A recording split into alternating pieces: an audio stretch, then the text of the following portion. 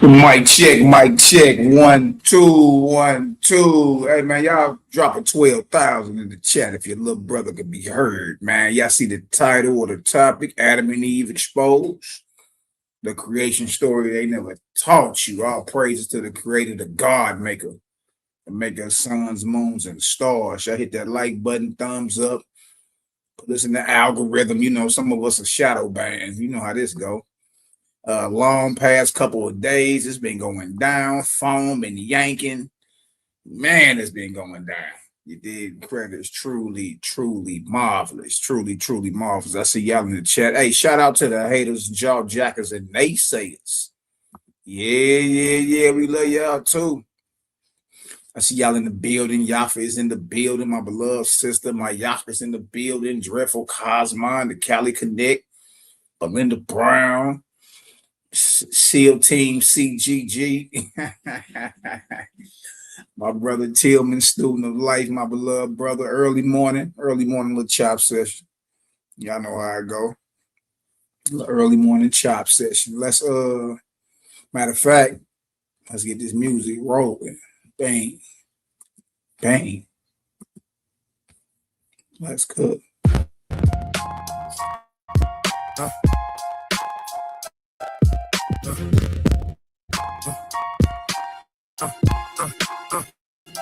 Records get twisted, the meaning get disguised, symbols get praised while the spirit get denied.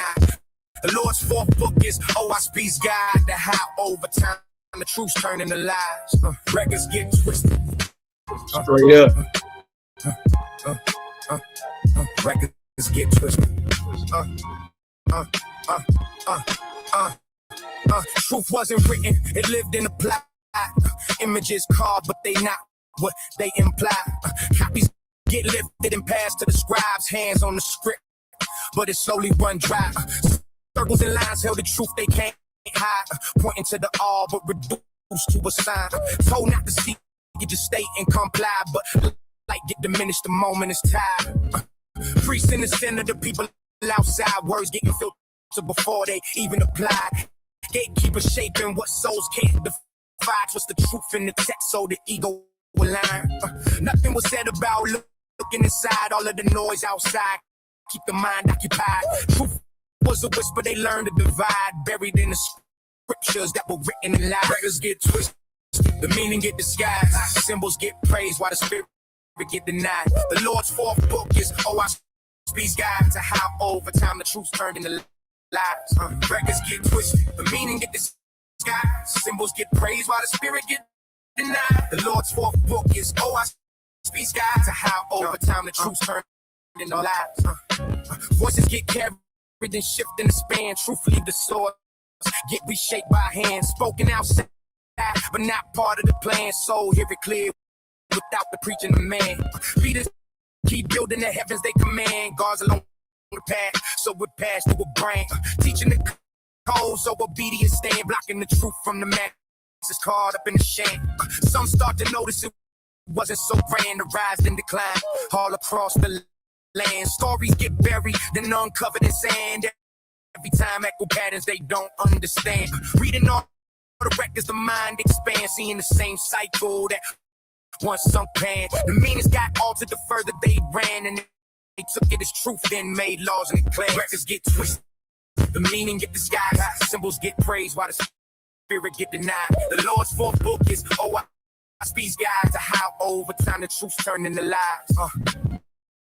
Looking at records, the truth can be known. Same things repeated, then written in stone. Teachers get layered and widely outgrown. Deeper foundations not built in the homes. Voices not living now, setting the tone. Taking his law, 9 followers grown. Those who will question get left on their own. So just accept what the elders condone. Patterns keep repeating, times clearly flown, rising and falling in the ways they have grown. Nothing was random, the seeds have been sown. Cycles keep turning and the harvest is wrong. Some start to see it and question the throne. Some keep defending when the proof has been shown. Nothing to argue, the cover's been blown. Just seeing it clear with no need to atone. Records get twisted, the meaning get disguised, symbols get praised while the spirit get denied. The Lord's fourth book is OSP Beast guide the how over time the truth's turning to lies. Records get twisted, the meaning get disguised. Symbols get praised while the spirit get denied. The Lord's fourth book is OSB's guide to how over time the truth's turning to lies.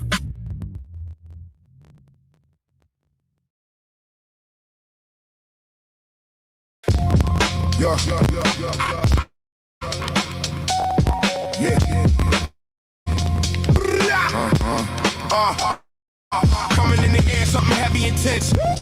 Signs in the sky, but they hide the evidence. Old text lining up their predicted events. All speed of book to make it all make sense. Coming in the air, something heavy, intense. Signs in the sky, but they hide the evidence. Old text lining up their predicted events. All speed of book to make it all make sense. Sirens in the night, nobody shocked at the noise. Yellow tape stretch where they once played his voice. Numbers on the screen, turning life to a choice. Timeline scroll quick, like never had a voice. Crowds gather around, but the questions remain.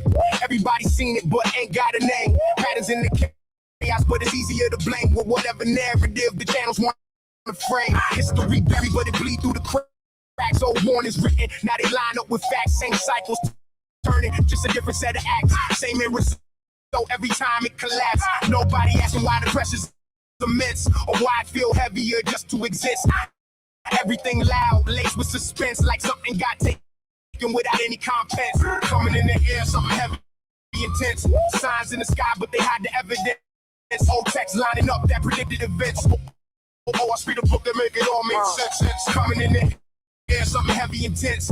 Signs in the sky, but they hide the evidence. Old text lining up that predicted events. Speed a book to make it all make sense. Books full of knowledge, but the spirit get ignored. Mapped out the stars, they think Saturn's the Lord. Charts on the wall, got them feeling the shore. Cut off anything that ain't measured or explored. Teach what they see, all else is dismissed. Call it blasphemy if it don't coexist with the data they gather in the systems they script. Truth get narrowed down to the lens they equip. People walk around like they stuck in a phase. Talk like they living, but they lost in a maze. Can't tell the difference, real life in the stage. Playing out scripts that they write on the page. Try to speak deep but get labeled intense. Say it's too much or it don't make sense. But the more that they reject, the more it commence. Like a loop that repeat with a porous defense. Coming in the air, something heavy, intense. Signs in the sky, but they had the evidence. Old text lining up that predicted events. I speed a book to make it all make sense. Big buildings rise, put a crown on the place. Call it center of the world, everything else second place. Power gets stacked, now it's all about the race. Who can dominate the map, who can regulate the space. Leaders speak loud, but it's all self-interest. Every move calculated, never random in the business. Send waves out with just a wide in the distance between those who comply and those in resistance. Glory on display, make it look like it's pure, but behind closed doors, it's a different report. Decisions getting made that the public can't afford, where disease get patented without no cure. Expansion the goal and never knowing it ends. Armies of the gods cleanse the land of descent. Every structure built will eventually bend. When it's rooted in control, it despises free men. Coming in the air, something heavy, intense. Signs in the sky, but they hide the evidence. Old text lining up that predicted events. I speed a book to make it all make sense. Time coming close, where it won't be believed. Things getting shown, put the doubters to sleep. Not a matter of opinion, the scientific retreat. When it's sight in the eye, can't deny what it see. Proof in the works, even if it take time. Generations build just to reach that line where the truth stand clear and not hidden in lies. And the ones who deny get washed in the side. Some will accept, some will turn away fast. Some in the trance to dispel that they cast, but the ship still move it the way to just pass. Answers was written before the questions was asked. Everything aligning, every sign kill fear. Past, me, present, now the picture feel clear. What was once questioned, now turning the gears, and the record been there, just ignored through the years. Coming in the air, something heavy, intense. Signs in the sky, but they hide the evidence. Old text lining up that predicted event. I speed a book to make it all make sense.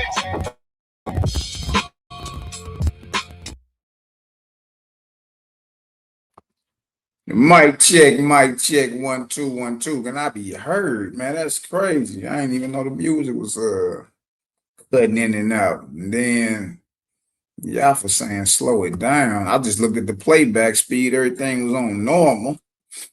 How it sound, man? Y'all if I sound normal and if I can be heard thoroughly. I can be heard thoroughly. Y'all spin a vortex in the chat, man. What is going on here?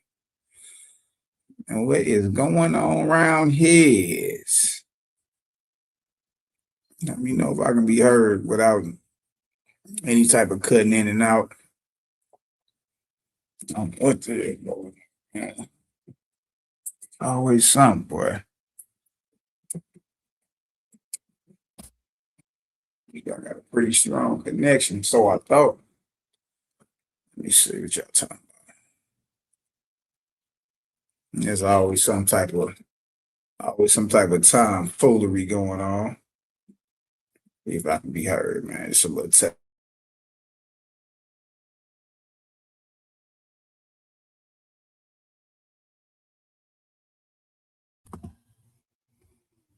Mic check, 1 2 1 2. Can I be heard? Can your brother? Yes. Okay. Yo, man, what is going on? Shout out to everybody in the chat. CGG still cooking. Y'all know how we do, man. All right, cool. Yeah, I don't know why the music was fast. I went back to the playback speed. It said normal on that deal. Try to play it later. And see what's going on. Bang, bang. I see the Dreadful Yogi in the building. I see the Dreadful Yogi podcast in the building. What's the word, Art?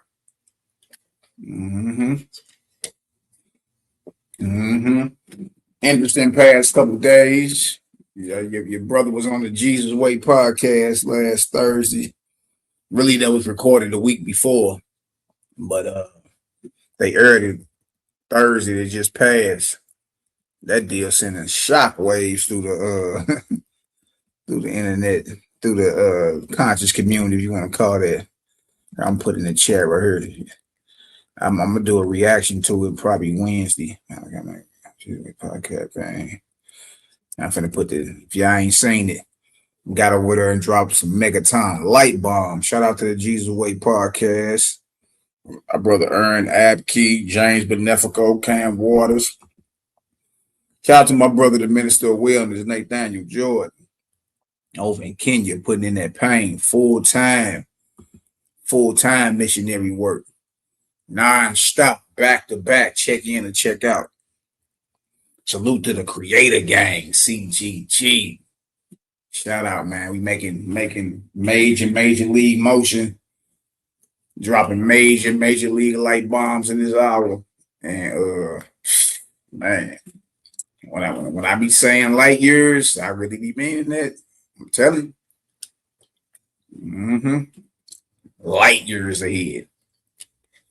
Y'all hit that like button, share button, thumbs up, hit your shoes off at the door, wipe your feet off. Y'all come on in. Y'all see the topic, Adam and Eve exposed the creation story they never taught you. They never taught you. I did this on, I briefly did this on the Minister of Wellness on Friday. It just passed. I want to do a live and come back on and go over a little more thorough, a little slow down. You feel me? You did. Yeah, I see y'all in the building. Early morning chop session. Let me go ahead and mute these notifications real quick, man.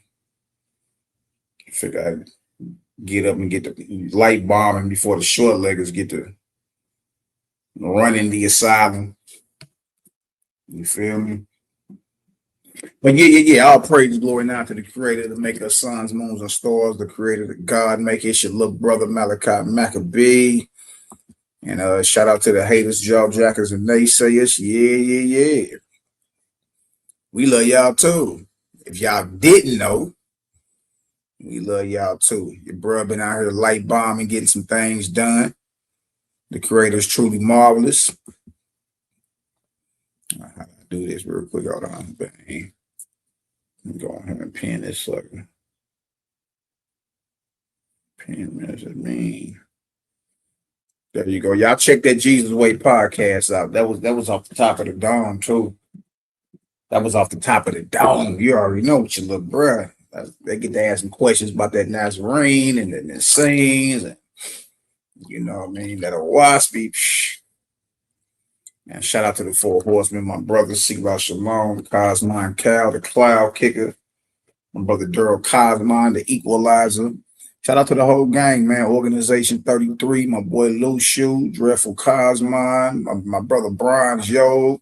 Shout out to the sisters, Miss Deshawn LaFay, looking ass, Yafa, Keela, my mothers, my Hooba, my Harya. We just in the building, man. Shout out to FGK Capone, the undergrads. We just in the building, man.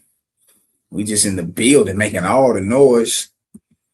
Looking for all the smoke. Shout out to my brother Prince Judah Vaughn in the building. Prince Judah Vaughn is in the building. Yeah, my brother Tillman. SEAL Team CGG. My brother Tillman, student of life. Yeah, check that out, bro. I pinned it to the top of the chat. Y'all might want to check that one out. Yeah, that deal and all but went viral. Couple days, that deal almost at 12,000 views. I'm like, dang. No, I've been shadow banned for the past 5-6 years. Boy, a good video for me to get 500 views. I've been shadow banned, man. They've been avoiding me like the plague. Everybody has, man. You know what I mean? Sometimes this walk get like that. Everybody be ducking off. You be too hot in spirit. Spirit hot. And everybody ain't made to sit in that hot seat or walk that with you. You know what I mean? So sometimes it get like that. It be like, dang, you been spending your whole time light bombing, and you look up, everybody you thought was solid or down, man, avoiding you like the plague. That boy got a plague out in this deal or something. Now your spirit just too hot. No, man, credit gang niggas come around and all deities start getting exposed. All deities, man. People be acting crazy, like, what in the hell is going on? No, not my God, not my deity. And it's like, if false gods are getting exposed, hit dogs holler. Yeah, if your God ain't false, you ain't got nothing to be ashamed of or offended about. You know what I mean? Shout out to Chief and his key in the building, my beloved sister. You feel me? Dang. Shout out to the gang, man. Man, I seen that, what is that album cover that brother Kevin Sears, FGK Capone did? Boy, that deal was hard. That deal is hard. Got almost the whole gang on that deal. Prince Judah Vaughn, my brother, what you been up to, huh?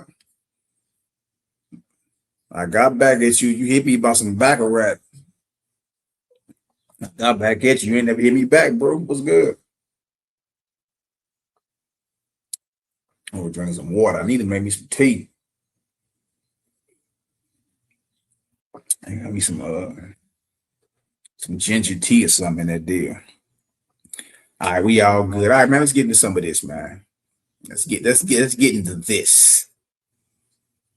So we understand what this is about. Adam and Eve exposed the creation story they never taught you. Man, a lot of light coming out in this hour. A lot of people are offended, but they'll be all right. So you see the thumbnail. Genesis verse Owaspy is either we all come through one pair. I mean, Adam made out of the dust of the ground, and Eve, and you know what I mean? What it say? One original pair created successively, limited scope, no explanation for human diversity. You go to the right side, dealing with Owaspy, right? Look at that, boy. Look at that Owaspy saying millions of pairs created simultaneously all over the earth. So can't nobody brag about nothing. They didn't even brag about nothing. You all were made, your ancestors were made in millions of pairs simultaneously all over this earth. according to Osprey, no matter what you claiming to be. So we can stop with the bragging, and you come from me, or we come from y'all come from us, or y'all come from monkeys, or we can go ahead and put that to bed right now. Let that be what it's gonna be. You feel me? What it says. It says many purrs created simultaneously, global and universal scope. Look at that. Not a limited scope, global and universal scope. Explains human diversity through environment, climate, and geography. Aligns with modern science and observation. See that? Mankind was created in many places as pairs, and not in one place as one pair. Owaski Book of Cosmogony and Prophecy. Genetic diversity. Adaptation by latitude, population patterns. Look at that. See that? Owaski is more comprehensive, more logical, more in harmony with science. You dig? So we got Genesis versus Owaski. All right, because questions come up. Well, what's up with mankind? How was mankind created? All right. Was they created in Ethiopia and it's going to be in Ethiopia? Limited. Do it make more sense that, hey, all y'all aboriginal or indigenous to this earth, your ancestors were creating millions of pairs simultaneously all over this earth at the same time? And your different phenotypes and skin color and hair textures just simply based off where your ancestors were spawned at in relation to like the equator, just so you can understand. All right, that's what that come down to. All right. All right, let's get into this right here, just so lay some groundwork before we even get into our spade. We're going to go into the pre-Nicene Christian library, the Clementine homilies, where there are extensive teachings or preachings of who you call Peter the Apostle or the disciple. We're going to get into some of this right here. And for y'all that's been watching the channel for at least 5 years, you already know we've been poured into this. I've been did the Nazarene scene teachings, the episodes, the editions, Nazarene edition part 1, all the way up to part 110. All the way up to part 110. You see that?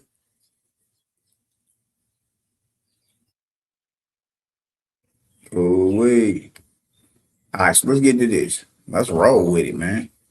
Let's roll with it. Homily 2, chapter 2, Sins of the Saints Denied, printed page 56. Then Peter answered, assuredly with good reason, I neither believe anything against God, nor against the just men recorded in the Torah or the law, taking for granted that they are impious imaginations or lies. Peter is going and saying that during the first century, the Torah of his day had lies in it recorded against God and against righteous or just men in the Bible. Men like Abraham, Moses, Jacob, Noah, Adam. Well, Peter is saying 2,000 years ago, look, man, you got a problem in Genesis. There's a problem in Genesis. There's a problem in Exodus. They was questioning all that back then 2,000 years ago. So then when you heard people pop up today and be like, oh man, man, you done fell off, you going off, you questioning this, bro. They was questioning all this stuff 2,000 years ago. Something wasn't right. And if it wasn't right then, what make you think you got it right today?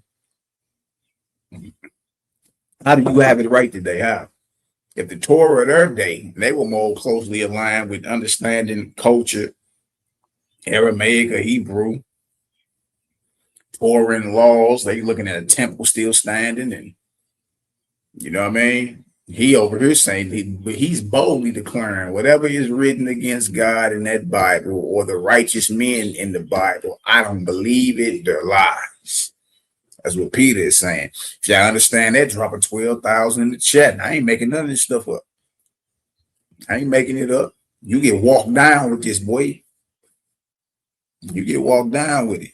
Look at this. Look what he say. For as I am persuaded, neither was Adam a transgressor, so he don't believe what it says in Genesis 3, the Garden of Eden, who was fashioned by the hands of God, nor was Noah drunken, so he don't believe the flood narrative about Ham coming in and uncovering his father's nakedness, whatever the hell that means. I've heard everything from he done penetrated his own father to he done laid with one of his father's women, or he laid with his own mama.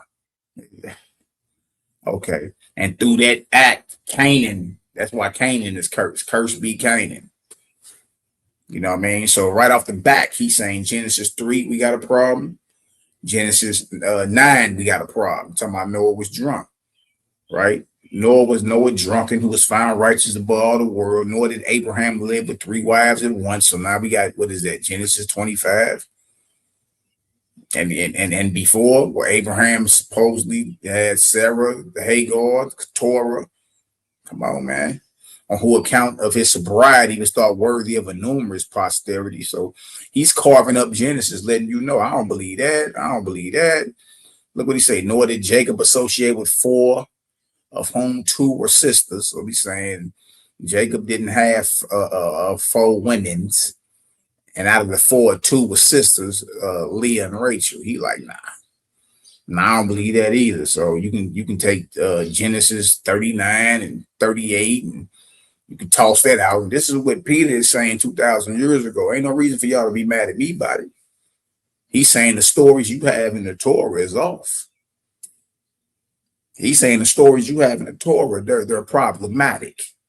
And he's saying, nah, I question all that. I don't believe none of that. I believe they lies inserted into the scriptures. Who was the father of the 12 tribes and who intimated the coming of the presence of our master, nor was Moses a murderer. So now you got to scratch out Exodus, where it says Moses killed the Egyptian and buried him in the sand. What is that? Exodus, chapter 2? You know, like, nah. He like, nah, scratch that out too.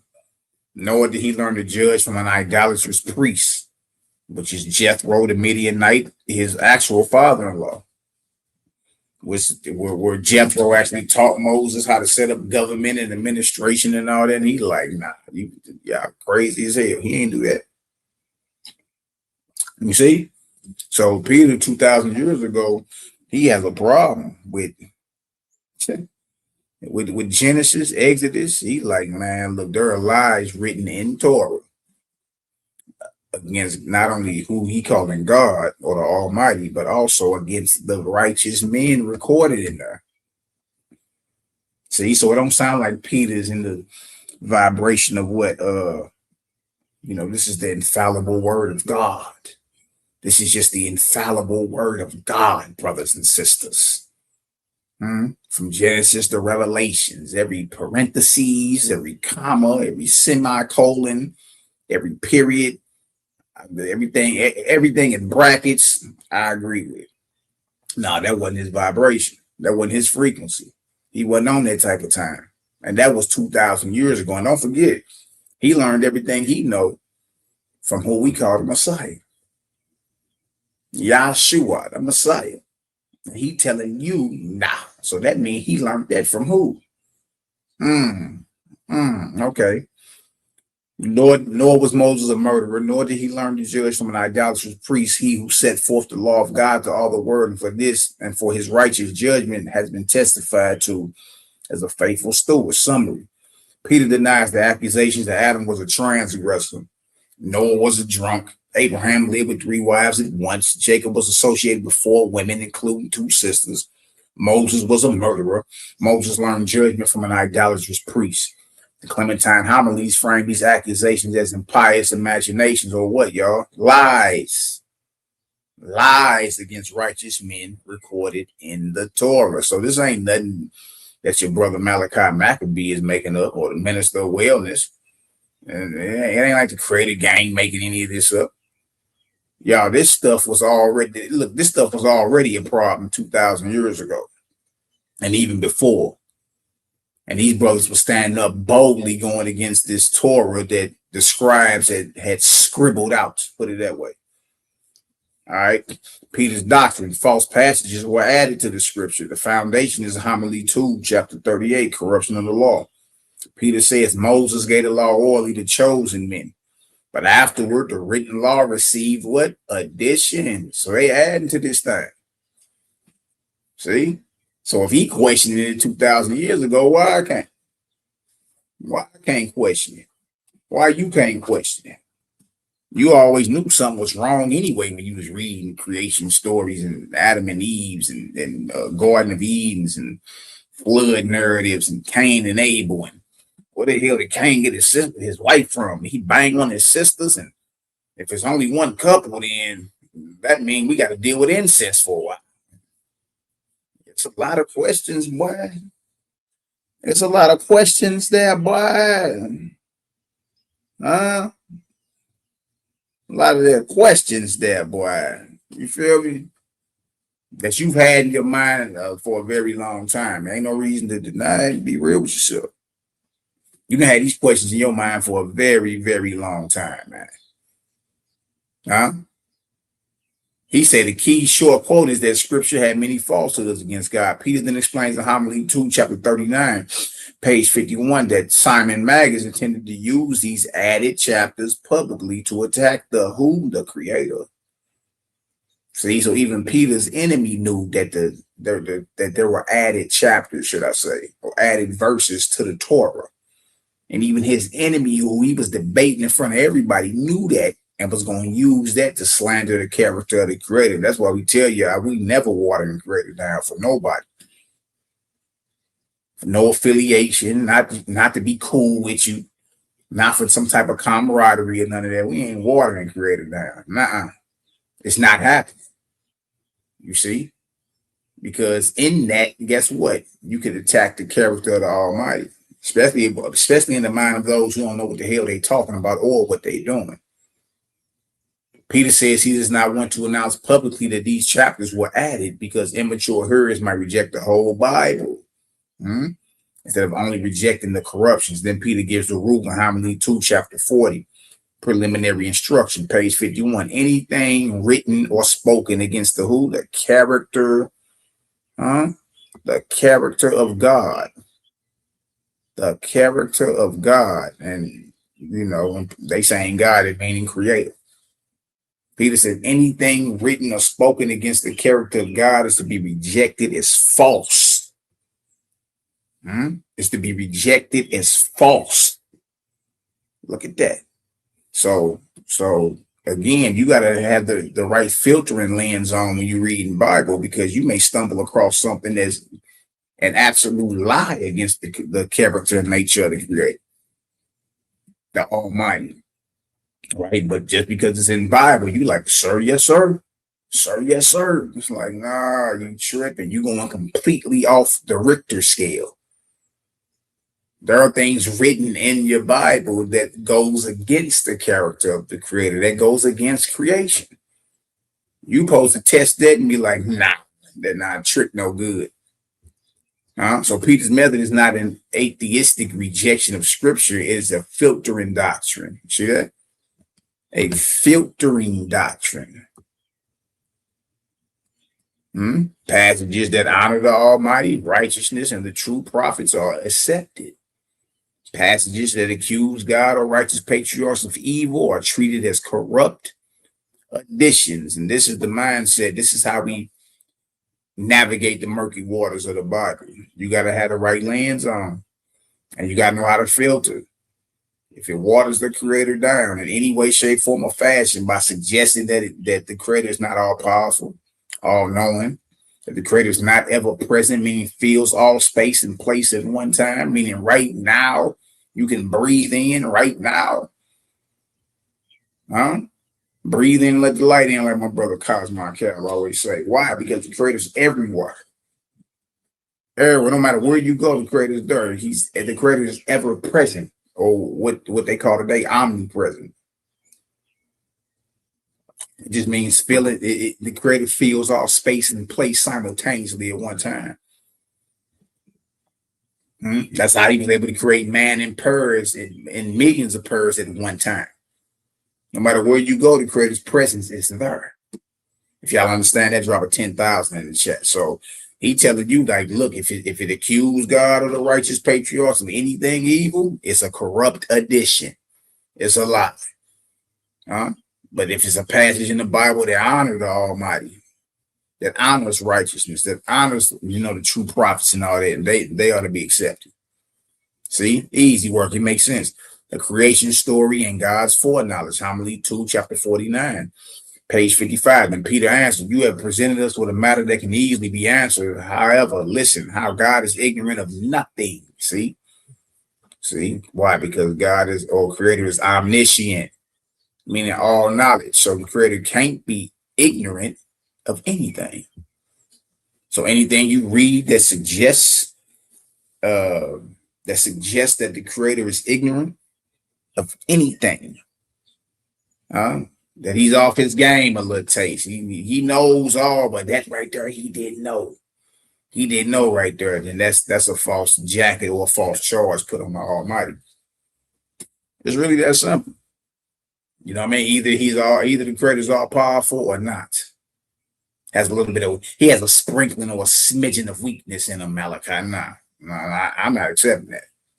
All powerful, all knowledge, ever present, and not in the form and figure, and yet unseen, not in the form and figure of any of its creation, whether it's an animal, a man, a woman, an angel, a cockroach, a beetle. The Creator ain't in the form and figure or image of any of its creation. The Creator is unseen. No one has ever seen the Almighty, not even the highest raised angel. Don't get mad. John 1:18 and 1 John 4:12. No man have seen God at any time. At any time. So you can't even say, well, they were just talking to the brothers and sisters back then. No, it says at any time. You ain't seen him, nor seen his form, nor heard his voice. It's like, dang, what the hell is going on around there? However, listen, how God is ignorant of nothing, but even foreknows, meaning he's all knowledge. To foreknow something means you know it all. You know the end from the beginning.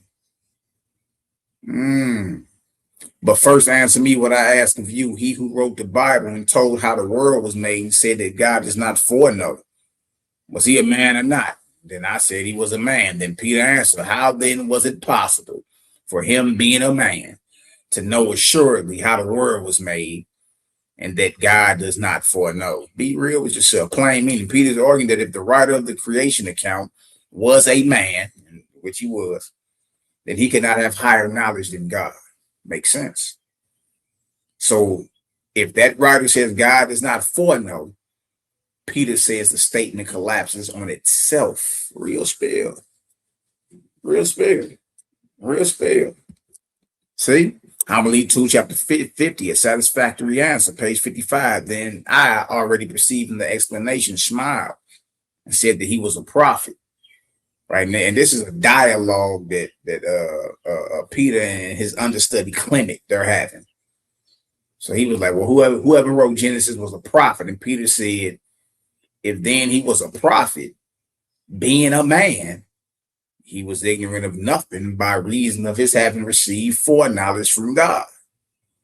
How then should he who gave to man the gift of foreknowledge or prophecy, being God himself, be ignorant? And I said, you have spoken rightly. Then Peter said, come with me one more step further. It being acknowledged by us that God foreknows all things, there is every necessity that the scriptures are false, which say he is ignorant. The scriptures are false. Come on now. Y'all very mad at me. Or mad at my brother Nathaniel Jordan. Or mad at Creator Gang. Or mad at whoever. Peter's boldly saying 2,000 years ago, he say, take it a step further with me. It being acknowledged by us that God foreknows all things, he's omniscient, knows all, right? There is every necessity that the scriptures are false, which say that he is ignorant. Why? Because if you're ignorant of something, that means you don't know all things. That's how that works. All right, so anything written in the Bible that hints that the Creator is not all powerful is a lie. Anything in the scripture that hints that the Creator doesn't know all is a lie. Anything in the scripture that hints toward the creator being localized and in that figure and image of a man and not ever present and unseen is a lie. Yeah. Well, now you got to go back through Bible, reread, and say, "Oh, nah, that's a false god right there. Nope, that's a lie right there." And people don't want to do that. They're comfortable in their darkness. They're comfortable being lied to. You feel me? Because when you come into some understanding or a higher level of light, that take work. That take work and courage to stand up and be like, "Nah, trick no good. I'm not doing none of that. I ain't doing none of that. I'm not rolling with that. I ain't believing that. I'm not standing on it." Huh? If it's a lie, you know what I mean? I ain't standing with it. That's just what it is. Look what he said. He said right here. He said, "There is every necessity that the scriptures are false, which say that he is ignorant, and those are true, which say that he knows. Then said I, it must needs be so." Plain meaning. Peter's conclusion is direct. Any scripture saying God is ignorant is what? False. False. See, you've been groomed and coached to believe everything you read in the Bible is authentic or solid or true, right? And that's not the case. It's not. And then look, the crazy part about it, you can try to lie to yourself and act like you ain't been having questions that ain't been answered. You can lie to yourself and act like, you know what I mean, your spiritual thirst has been quenched, but you're lying. You're lying. You know good and well you got about 1,000 questions in the back of that skull that have never been answered satisfactorily. Never got a satisfactory answer. Why is that? Because people who've been, dictating this Bible to you have you under the unction or the understanding, should I say, that the Bible is infallible, that it's not contradictions in it, that it is the word of God Almighty. And it's like, come on, man. It did. But we got brothers that was rolling with Messiah 2,000 years ago. They're straight telling you. And look, it's not like they telling you the righteousness or the righteous things in the scriptures is false. I ain't telling you that. They saying, look, if you water down the creator in any way, shape, form, or fashion, it's a lie. Period. You see? Look at this right here. Go out and eat. Adam's falling forbidden fruit tonight. I mean, he carving up the entire Genesis on y'all. The entire book of Genesis. This is crazy. Shout out to my brother, the minister of wellness in the building. Shout out to Before You Do with Verlin in the building. Oh, we all in the building. John Kidd, BC, Elijah 7831. Just me, my brother. I see y'all in the building. Much love. All right. Go on and read Adam's fallen forbidden fruit denied. Homily 3, chapter 21, page 66. He himself, being the only true prophet, fitly gave names to each animal, according to the merits of its nature, as having made it. For if he gave a name to any one, that was also the name of that which was made, being given by him who made it. How then had he still need to partake of a tree, that he might know what is good and what is evil, if he was commanded not to eat of it? These senseless men believe, who think that a reasonless beast was more powerful than the God who made these things. Straight up, man. He's like, Adam was already off naming animals and all that. What you mean he needed what you mean he needed to partake of some type of forbidden fruit to understand what good and evil was? This man was naming creation according to the biblical narrative. This man was out naming creation. Look what he said again. And he talking about, this is Peter talking about Adam. He himself, being the only true prophet, fitly gave names to each animal, according to the merits of its nature. So he named every animal based off how it behaved, based off how it acted, as having made it. For if he gave a name to anyone, that was also the name of that which was made, being given by him who made it. So Adam is naming animals, but he's naming animals based off the way they're acting. But knows what it says right there. It says being given. The name Adam was given. The name Adam was given to animals is the same name given by him who made it. Who is the him who made the animal? The creator. How then had he, Adam, still need to partake of a tree that he might know what is good and what is evil, if he was commanded not to eat of it? But this senseless men believe, who think that a reasonless beast, a snake, the gecko lizard, that a senseless beast, a reasonless beast was more powerful than the God who made these things. Meaning in plain English, Peter's argument is that Adam already had prophetic knowledge because he named the animals according to their true nature. Therefore, look at this. See? Therefore, Peter rejects the idea that Adam needed to eat from the tree in order to know good and evil. See? He already knows what's going on. He already got the prophetic nature. He already naming animals and all that based off their character and based off their behavior. And the names he's given the animals are the names that the creator named the animals. It's just Adam understood, had the prophetic nature, and was able to look at a certain animal, trip off his character, trip off his marriage, trip off how it behaves, and say, you know what, that's a this, that's a that. So therefore, Peter rejects the idea that Adam needed to eat from the tree in order to know good and evil. He also rejects the idea that the serpent could overpower God's design. Yeah, like the gecko lizard that walked up and just tricked, deceived Adam and Eve. It's time to grow past sippy cup status in our spirituality and our development. You got to get past that. You got to get past that. You know what I mean? We still on baby time. These are nursery rhymes that have slept humanity. These are nursery rhymes, man. So now it's time to move past that and mature. Like, come on, man. You've been asked questions about all this. You've been asked questions. You just scared, you know what I mean, to whisper any of this, because you ain't got no answers. See that? Homily 3, chapter 42, page 75 through 76. Then said Peter, because things are written opposite to those sayings which speak evil of him.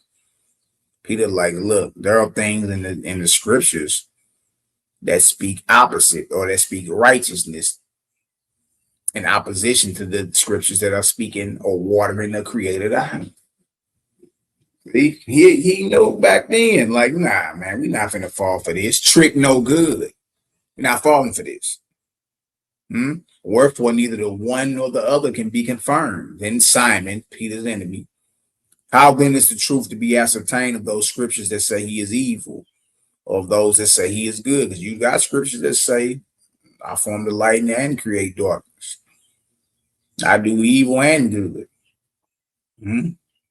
Right? Look at this. Then Peter, whatever sayings of the scriptures are in harmony with the creation that was made. Hold on. See? Peter is saying what the gang is saying today, what the creator gang is saying today. And what's that? That whatever you're reading must agree and align with creation. Y'all understand that? Drop an 8,000 in the chat. Why wouldn't creation be in harmony with its creator? Why not? Why not? Make that make sense. You supposed to refer to creation to understand if it's of the creator or not. You supposed to refer to creation.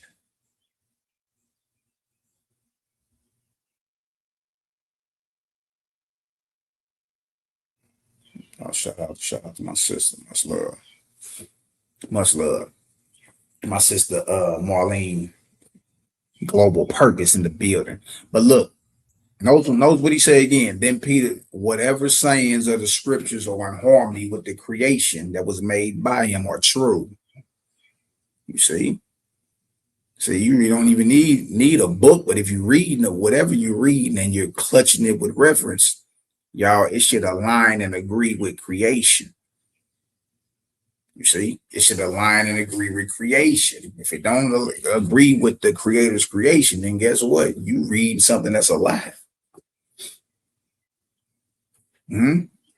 Whatever sayings of the scriptures are in harmony with the creation that was made by him are true. But whatever are contrary to it or to creation or what, y'all, false. That's how you tell. Well, how do you know, Malachi? You can't you can't trust any of it. How do you know? You can hear the distaste in your mouth now. It's simple. What do you mean? Whatever sayings of the scriptures are in harmony with creation that was made by the Almighty are true. Whatever scriptures are contrary to creation, false.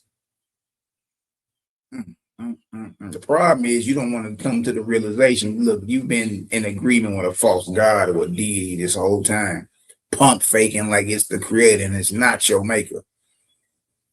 See? So we can show you how to navigate through these murky waters of scriptures. Yeah, but you got to want to learn and you got to want to apply this. Like you just read, yo, it's all false. Okay, well, dang, I might as well go ahead and go outside and just crash out. Stop being simple. You know better. You know better than just to go outside and crash out and get on some demon type time. If you don't go sit down somewhere, burn all the books in the world tonight, and your faith in the Creator should not waver an iota, should not waver a little taste. Look at you. You think Creator is bound to a spine-bound book. Shout out to my brother Daryl Cosman. He always say that. Like the boundless Creator, the Almighty, whose magnitude is incomprehensible and whose presence is everywhere. You cannot bind the boundless Creator in a spine-bound book. You ready to crash out because you finally realized what you've been thinking this whole time. You better got all types of problems. And here you go, I might as well go out there and go rob a bank now. I mean, hell, shit, we all gonna die anyway, and it's all false. I don't know what to believe. I don't know what to believe no more. Like, stop acting like an idiot. You've been known right from wrong before you could even read. Children know when they doing something wrong. They can't. Some of them short leggers can't even read at a certain age. They can't even read at a certain age. They know when they doing something wrong. Here you go, grown and all entitled, and I might as well just, that word woman syndrome. No, well, I just might as well, shut the hell up somewhere and sit down. I told you to go crash out and do none of that. It's time to put your thinking cap on, Johnny.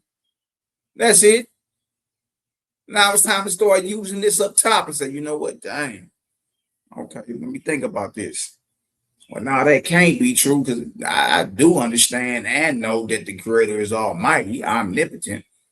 So whatever scriptures hint at him being weak or couldn't do something, yeah, that's a lie. Now, and you mad boldly telling you, look, yep, right there, that's a lie. Trick no good. Up right there, that's a lie. Trick no good. He never told Abraham to offer up Isaac. There's no burnt offering. Trick no good. That's a false God. See, people don't like that because now you're making a difference. You're distinguishing between the Creator and a false God who you've been praying to in your prayer breath for so much reverence your whole life. Oh, you thought you came into the truth and this is it. I finally arrived. There ain't no more climbing to do. They're on higher heights. There ain't no more levels to it. You done hit the summit of the mountain, the peak of the mountain. No, you haven't. You're just getting started. You're just getting started because most of y'all been spending your tires in the mud this whole time. Especially Israelites. That's why I'm not bagging down off none of that because you already know. Well, we spent years torturing Christians with Bible. Y'all don't read the Bible. Y'all know what the hell y'all talking about. Only to find out years later. Hey, we got to read. Hey, it's time to read address all this. You did? Because guess what? You still was dealing with a false god, a deity. Pump faking like it's your maker, the creator. And that's why Israelites is in an uproar right now. Like, oh, hell no. And niggas done fell off and man, whatever. The hell you mean we didn't fell off? No, we didn't got put on. Creator. The hell you mean fell off? Yeah, fell off your like my brother said, your monster deity, your monster god, and your Dracula. We didn't got put on creator. That's what this is about.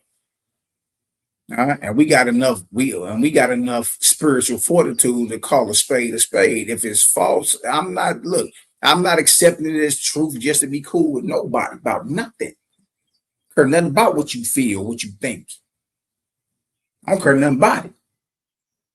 Let's read it again. Then Peter, whatever sayings of the scriptures are in harmony with the creation that was made by him are true.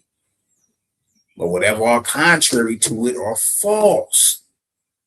Then Simon said, how can you show that the scriptures contradict themselves? And Peter said, you say that Adam was created blind, which was not so, for he would not have pointed out the tree of the knowledge of good and evil to a blind man. Oof. Ooh, that's an argument. Oh, man, Adam may have been spiritually blind. Or even physically blind. He like, stop the cap, man. Like, look, wasn't that tree that he was supposed to stay away from? Wasn't that tree pointed out to him? Well, if that tree wouldn't have been pointed out to a blind man, either way you cut it. A physical blind man or a spiritual blind man. A tree wouldn't have been pointed out to him. This is wild. Look at this. Then said Simon,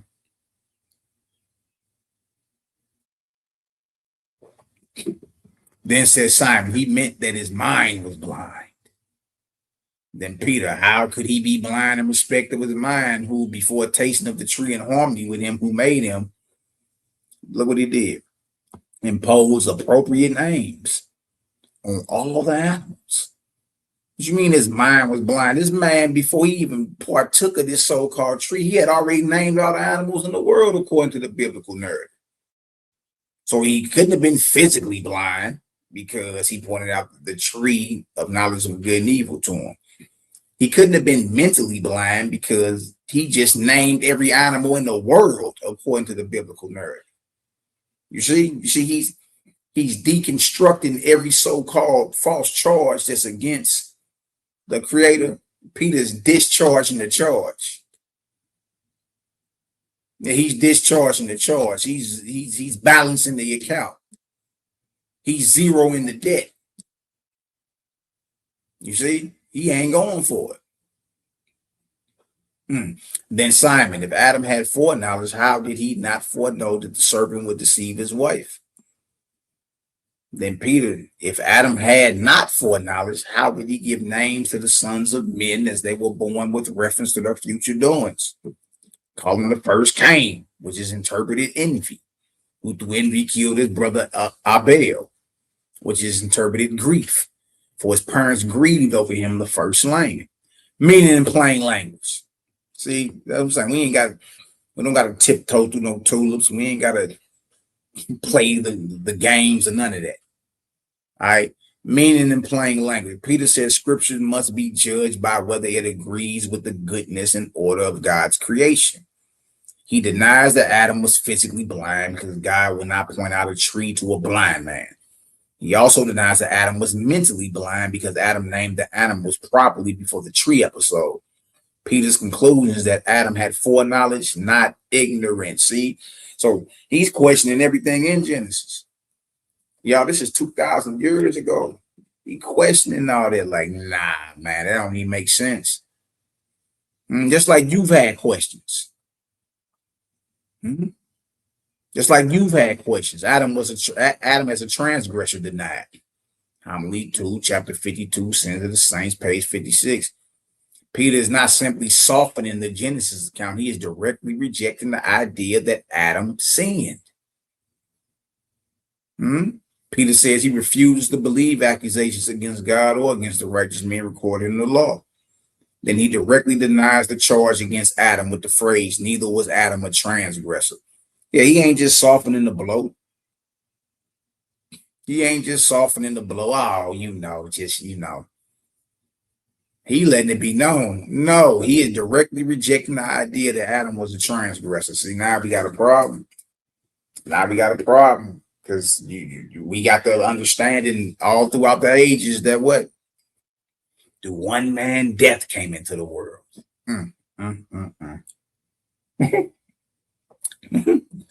Noah being drunk denied. He carving Genesis up.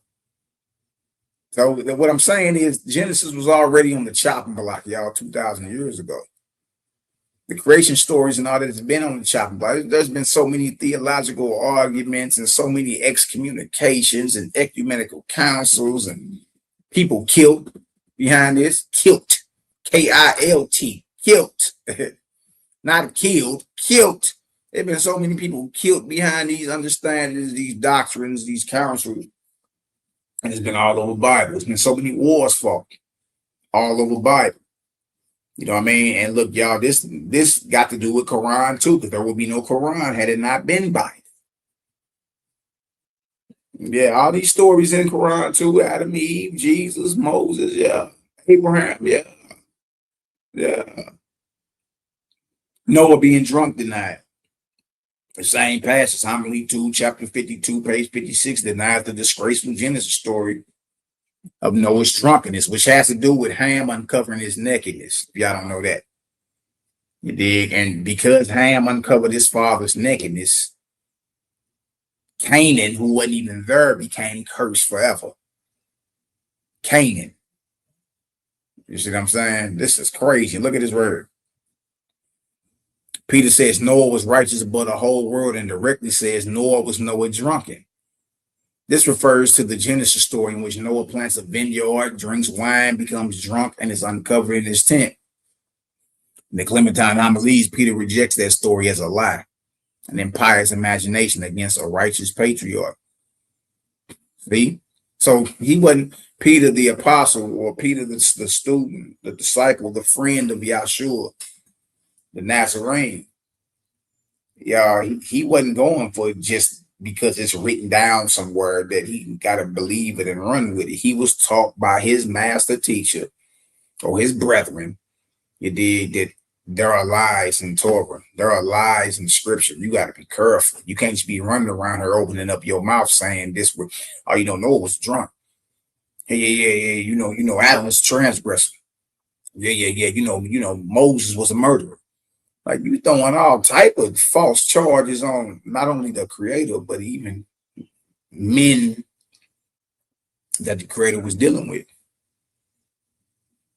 He's saying, look, these are flat out lies. They're not trying to soften none of it. He's lying. How about that? Jacob having 4 wives denied. Look at this. Again, the passage in homily, and that's gonna make a lot of my Israelite brethren spill their coffee. Yeah, they're going to get offended behind that. Especially you Negroes running around here with a football team full of women's, all looking like linebackers, thinking you doing something, and then got about 20 more who you call lovers. Boy, if you don't go sit down somewhere, you running around here acting like you got about 100 Instagram models. Boy, you got linebackers. If you don't go sit down somewhere. I'm telling you, boy. I'm telling you, yeah, you really gotta be in this thing and know what's really going on before you get out here and bind yourself to something. You know what I mean? And you ain't doing nothing but slowing the process of your resurrection and your ascension. The Bible gives you permission to knock as many hip bones loose as you want to. You got the authority and the power to knock all these women's hip bones loose under the guise that they're your wives. Well, even if they're not your wife, they're your paramours, your lovers. If you don't go sit down somewhere. This is starting to get goofy, y'all. It really is. It really is starting to get goofy, man. Look at this. Jacob having 4 wives tonight.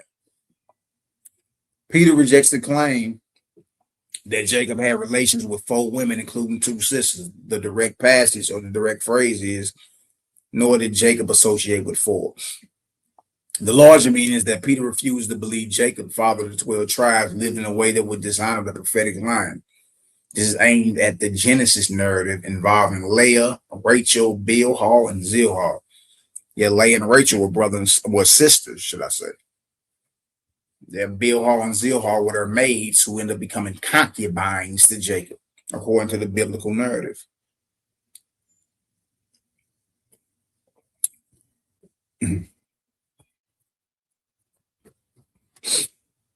Oh, he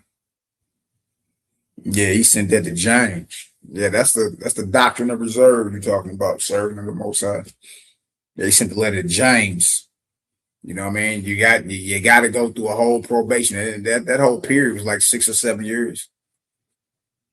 6 or 7 years. You had to go through some type of probationary period before you could be like a Nazarene teacher or something like that. You couldn't just pop outside and say, "Oh, gee whiz, Johnny, I believe this. Let's roll with it." No, that's not the case. You got to go through 6, 7 years of studying up under a certified, a certified Nazarene apostle in order for you to be able to get out here, in order for you to be stamped valid to be teaching. Because everybody is not certified. You see that? Oh, wait. Look at this right here. Moses being a murderer tonight. I'm lead to chapter 52. What it says. Peter says plainly, nor was Moses a murderer. This refers to Exodus story where Moses kills the Egyptian. In the Clementine homilies, Peter rejects that portrayal because Moses is the righteous lawgiver who set forth God's law to the world. Remember, thou shalt not kill. So summary again. Peter denied the accusation that Adam was a transgressor. As Genesis 3. Noah was a drunk. In Genesis chapter 6 through 9. Abraham lived with 3 wives at once. That's like Genesis 20 or Genesis 17 all the way up to 25. Jacob was associated with 4 women, including 2 sisters. Right, that's further along in Genesis. Moses was a murderer. That's Exodus, the 2nd chapter. And Moses learned judgment from an idolatrous priest. That's in Exodus. So Peter is carving up the Torah, especially the beginning of it, carving it completely up, letting it be known that there are lies added to the scriptures. And he gets real specific on, all right, where them lies at? Right here. The Clementine homilies frame these accusations as impious imaginations or lies against righteous men recorded in the law. Look at that. Now look, the Bible, it'd be different if the Bible didn't say it, but look, the Bible says lying pen of the scribes. Right? Jeremiah 8:8 KJV. How do you say we are wise and the Torah of the Lord is with us? Lo, certainly in vain made he what? The Torah. The pen of the scribes is in vain. Let's read it in the ESV. How can you say we are wise and the law of the Lord is with us? But behold, the lying pen of the scribes have made it, what is the it? The law, the Torah, into a lie. Ooh-wee. Peter, plain meaning. Peter's argument is that Adam was not ignorant, blind, or spiritually foolish. He says Adam could not have been physically blind because God would not point out a tree to a blind man. He also says Adam could not have been mentally blind because Adam named the animals properly before eating from a tree.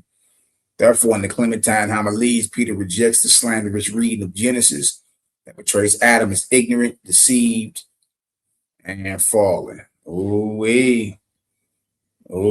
So we lay that groundwork first to let you know, like, look, ain't none of this, the imagination of your brother Malaki Macabee created gang. None of us. This we not making this up. They look, the brothers in them, the Nazarene apostles in them had a problem with the established Torah of their day 2,000 years ago. How much more problematic is it today then? What you clutching on today and holding with reverence and hugging on and licking your fingers and flipping through? You know what I mean? You trying to make an apple and an orange. You trying to make a circle, a triangle, and it's like, go sit down somewhere. You don't know what you're doing. You don't even know the war that's been waged against you. By the time you got her, these things had already been discussed. People have been excommunicated, murdered. Wars have been fought. Here you go in 2026 talking about you a theologian and you got your scholarships and you a scholar and you know, go sit down somewhere. Before you even was thought of. Before Columbus sailed the ocean blue in 1492, they had already been arguing about this stuff 1,500 years. Ain't none of this your fault. None of this is your fault. None of it. Ain't none of this your fault. You dig? It's just time for you to move forward. Move past the nursery rhymes. Move past the A, B, C, D. Move past that. Get out of nursery rhyme mode. Get out of sippy cup mode. Mature spiritually. Progress. Move past that. These are nursery rhymes. That don't line up with creation. So now it's time for you to take this thing a little more serious, man. Stop playing around. Yeah, we're not doing none of that.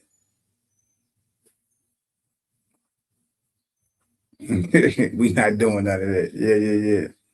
Yeah. Yeah, you in nursery rhyme mode, man. So we're gonna crack open this. We're gonna crack open this old Osby. Look, even though Osby tell you, look, inspiration comes less and less by books and more by what the creator created, his words. Wasby also tell you, I've given you many sacred books, and unless you judge them, they will become a snare or a trap to you. Wasby also tell you the Wasby is not immaculate. It's not holy. That's the Bible. Bible is called the Holy Bible. The Quran is called the Holy Quran. So we're not book worshiping at all over this way. It just so happened when you go into this deal and you start comparing this to other things that's going on, it's like, whoa. It's a little more clarity in her. It's a lot more clarity. And that's what folk get mad at. You did, but we ain't doing. I didn't write none of this stuff you over here fighting over and ready to die for. I did. You know what I mean? So we just examining and, you know, we letting y'all know what we find. That's it. Like any scientist, letting y'all know what's really going zones around here is.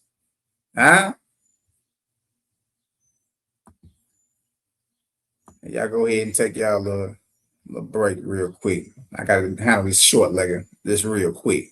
Make it make sense. Make it make sense. Let's go. Closed doors, it's a different report. Decisions getting made at the public.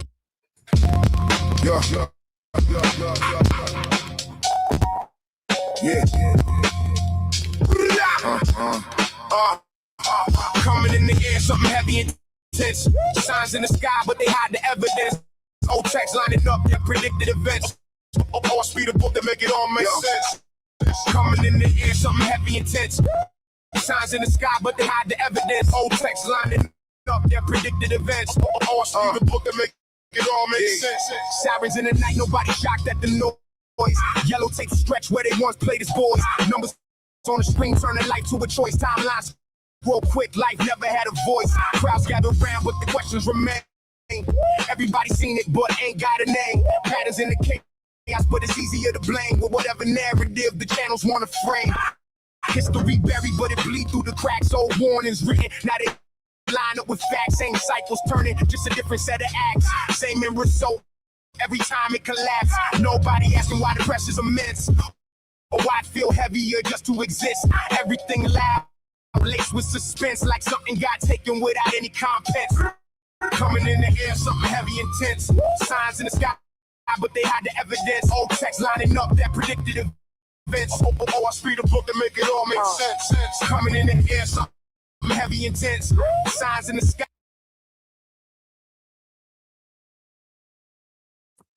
Oh, wait, oh, wait, oh, wait, oh, wait. Let's get back into this, man. Oh, wait, oh, wait. Yeah, that deal go hard. That always is a whole nother level, man. It's a whole nother level, bro. Let's get into it. Whole nother level. Now, the crazy part, man, you dealing with bros that done put it into action. It ain't like, we just watch videos and, man, look, we done went to war behind, like, them debated all your top cats in your Israelite community. Every last one of them got parking handicap. You feel me? So it's like, well, look, the information in it is just hitting harder and you know what I mean? It's just hitting harder than everything everybody been used to. It just is, man. You know what I mean? All while claiming it ain't perfect. That's the wild thing about it. All while claiming that it is not infallible. It is out here just it's kicking ass and taking names. To be honest. Oh, I spade. Main thesis. Let's get into this. We talking about how man was created, right? Y'all see the title.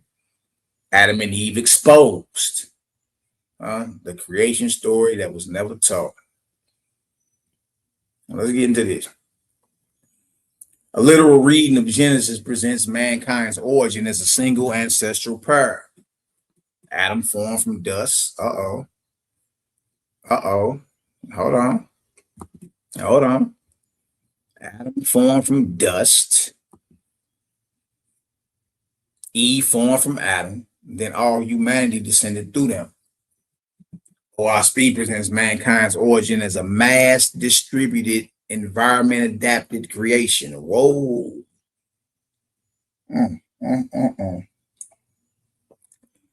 OSP presents mankind's origin as a mass distributed, environment adapted creation. Life quickened from CMO. Not in one couple, but in hundreds, thousands, and millions of pairs. With skin color and phenotype tied to locality, light, dwelling place. On that specific point, Owaski is closer to modern population thinking than a strict literal Genesis reading, because modern science does not support all humans descending from one recent biological couple. Notice they call Adam and Eve recent.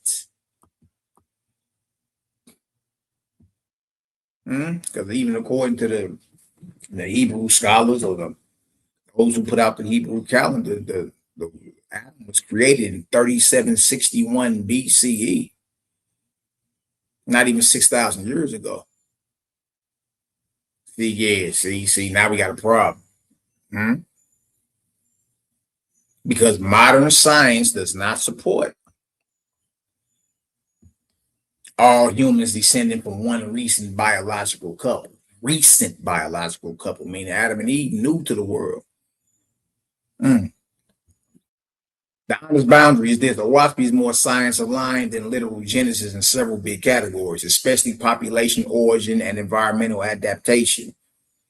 But it is not identical to modern science. Owaski also includes angelic intervention and anti-evolution statements that modern science would not accept. Exactly.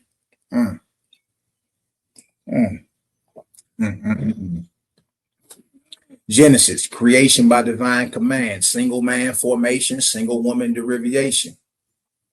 Genesis has what, y'all? Two creation presentations. A lot of people do. I won't accept that.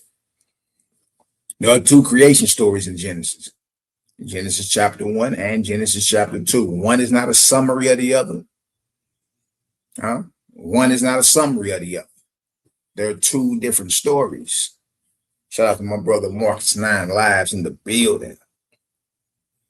Omaha, Nebraska. Shout out to Servant of the Most High in the building.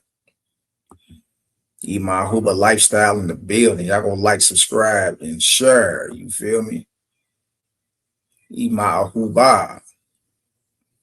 She about to start putting up more. She about to start putting up more recipes and all that, y'all. No way.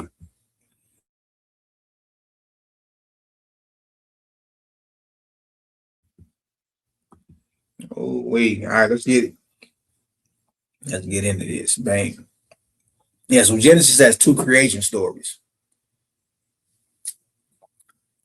All right, in Genesis 1, mankind appears as the climax of the 6-day creation. The method is divine speech and decree. Let us make man in our image after our likeness. So God created man in his own image, male and female created ye them. Be fruitful and multiply and replenish the earth. Y'all see that? Mm-hmm.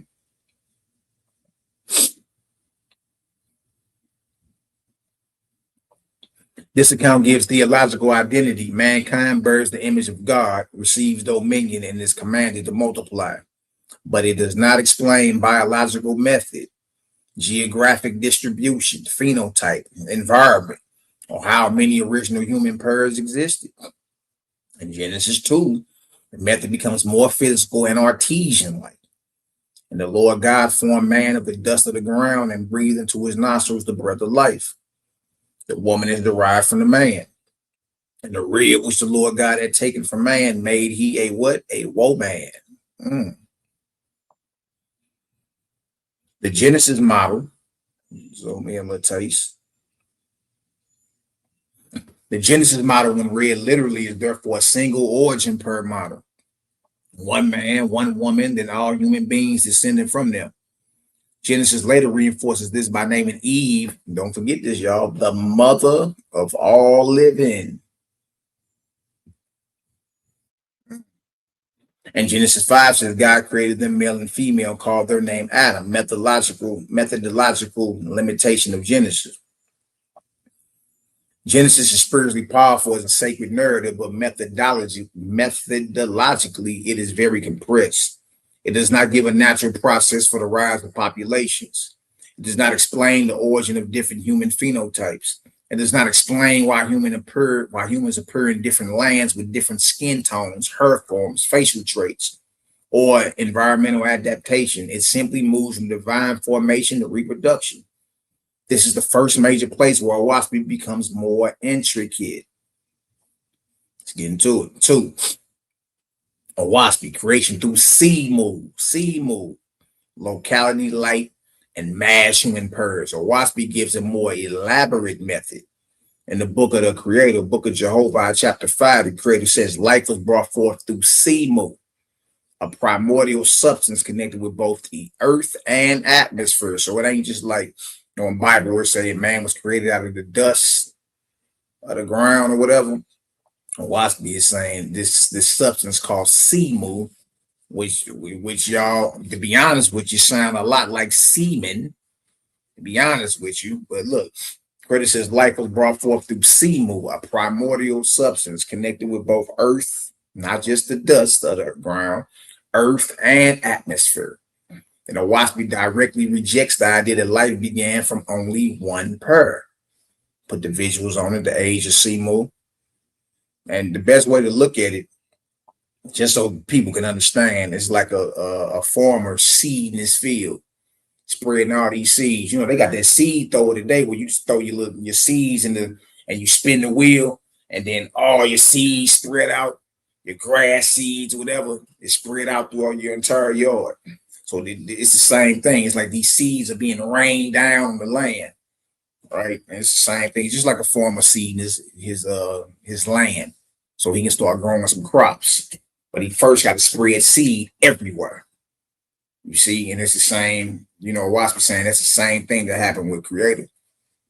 Now, rain down this substance all through the earth, all over the earth simultaneously, and because of his ever present spirit, that quickened into life everything. That's how man came forth.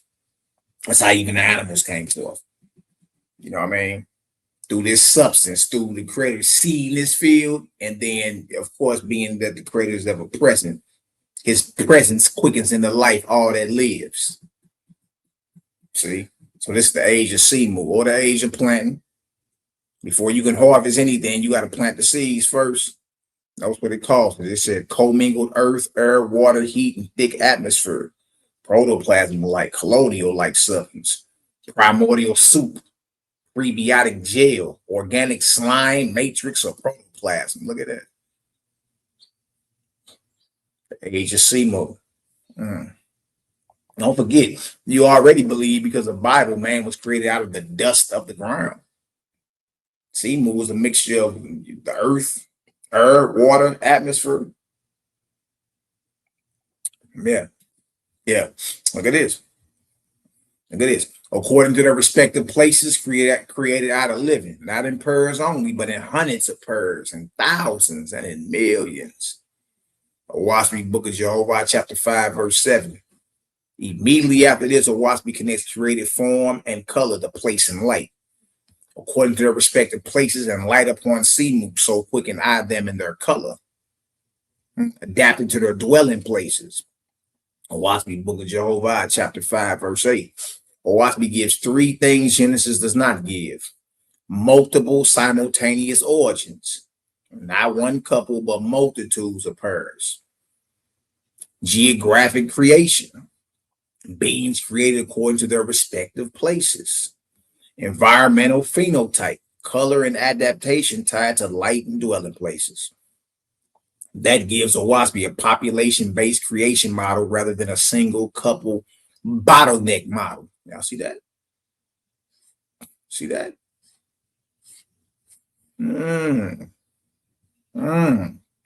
Owaspie is saying mankind was created simultaneously all over the world at the same time.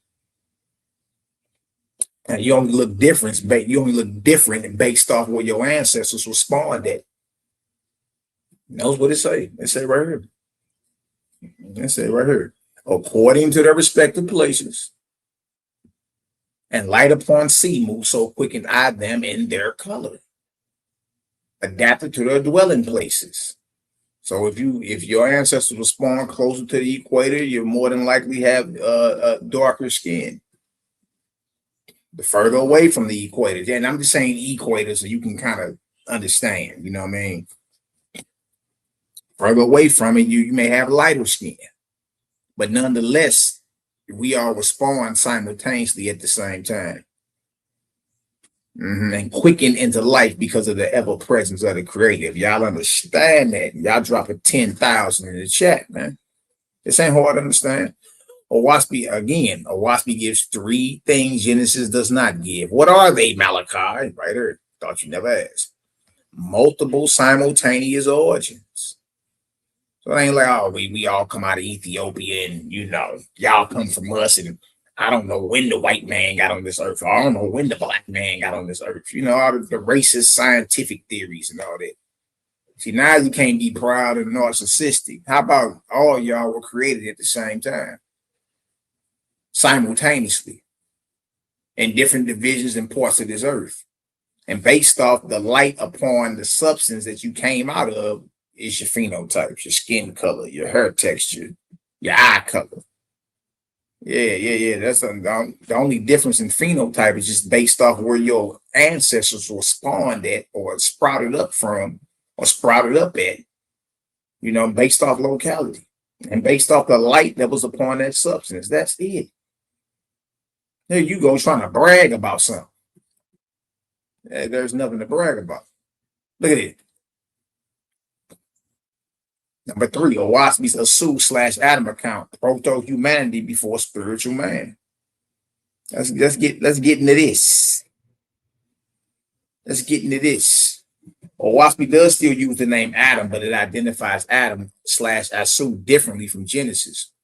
In the Book of Jehovah, chapter 6, Owaspie says, out of Seymour I made man. He just shows you what Seymour is. Out of S I made him, and I called him Asu because he was of the earth only. Book of Jehovah, chapter 6, verse 11. Owaspie's Asu is not exactly the Genesis Adam as one perfect first man in a garden. Asu is more like the first earthly corporeal human stock of primal humanity. Owaspie then introduces a second stage, angelic/spiritual beings interact with earthly Asu race, producing a new race called man. that was born of the first race, a new man, and a new race called man. Owaspi, Book of Jehovah, chapter 6, verse 18. So Owaspi's account is layered. Let's look at it. Stage 1, earth and atmosphere produce Simu. Stage 2, living beings are quickened in multitudes. Stage 3, Asu/Adam appears as earthly man. Stage 4, a more spiritual humanity emerges through the union of corporeal and spiritual angelic forces. So basically, mankind was created and mankind progressed or evolved in stages. It's not like the Genesis narrative where Adam and Eve were created at a retirement age, 55, 60, fully grown, walking upright, knew exactly what the hell was going on. No, it's just, look, it's objective, just like a child today. When a child is birthed into this world, it is helpless. It needs guardians or parents to show it how to walk, stand upright, wipe his rear end, brush his teeth, teach him hygiene, teach him how to tie his shoes, blow his nose. You see what I'm saying? It's the same thing with the progress of man. Man is not progressed to this point without guardians or without the help of who we call angels or spirits. Just like a child is not about to develop or do anything without the assistance of its guardians, parents, or adoptive parents, or whoever the hell. You understand what I'm saying? So it's objective because as a child is born into this earth today, helpless, needing guidance and assistance until it can get up on its own and do its own thing. So is the progress and the furthering of man. It's the same thing.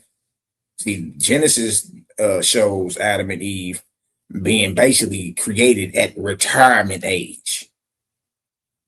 You know, he just in the garden walking around naming. He was supposed to be, you know, just basically being retired, you know, some light work. You know what I mean? Trimming some bushes here and there, you know, naming some animals.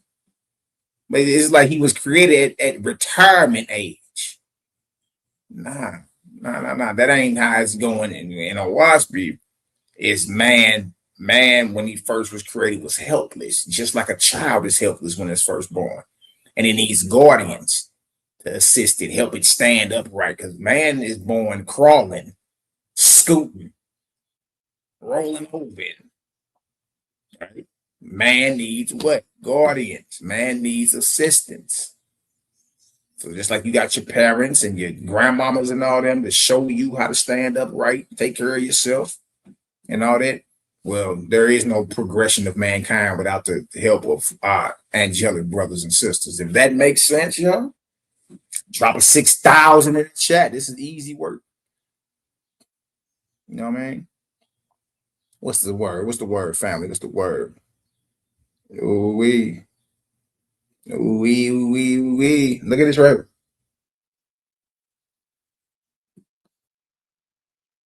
Look at this. This is important to understand too, right here. This is not modern evolutionary biology, okay? So this is not Darwinian evolution. That's not what we're talking about here. This is not modern evolutionary biology, but it is structurally more complex than Genesis. It resembles a developmental model rather than a simple one-couple origin story. Phenotypes in Owaspi color according to geography, light, and surroundings. Right there. What make most sense, man? What make most sense? Genesis, single origin, one man, one woman, the rest descended from them. Method. God formed Adam from dust. Eve was created from Adam's rib. To this day, you call, boy, that's my rib. That's my rib. That's your rib, isn't it? All humanity descends from one couple. Limitations. Does not explain racial diversity. Does not explain geographic distribution. Not aligned with population genetics. The Lord God formed man the dust of the ground. Let's go on the Waspy side. Look at this right here. Or do this make sense? Do it make sense when y'all come from Adam and Eve? Or do this make sense right here? A wasp, mass creations, hundreds, thousands, and millions of purrs created at the same time across the earth. Good night. Method, life quickened from SEMO, primordial substance, created in many places at once. Phenotypes adapted to light, climate, and environment. Science alignment matches population genetics, explains racial diversity, supports adaptation to environment. See, a wasp is clear, not in pairs only, but in hundreds of pairs and thousands and in millions. A wasp, Book of Jehovah 5 and 7. According to their respective places in the light upon Seamook, so quicken I them in their color, adapted to their dwelling places. A wasp by Book of Jehovah 5 and 8. And look what it says right here. Even the AI admits it. A wasp is what? Superior. Wasp is superior. Boy, what are we talking about here? Why is it superior, Malachi? I can hear the distaste now, man. It's getting sickening. Why is it superior? More in alignment with modern science.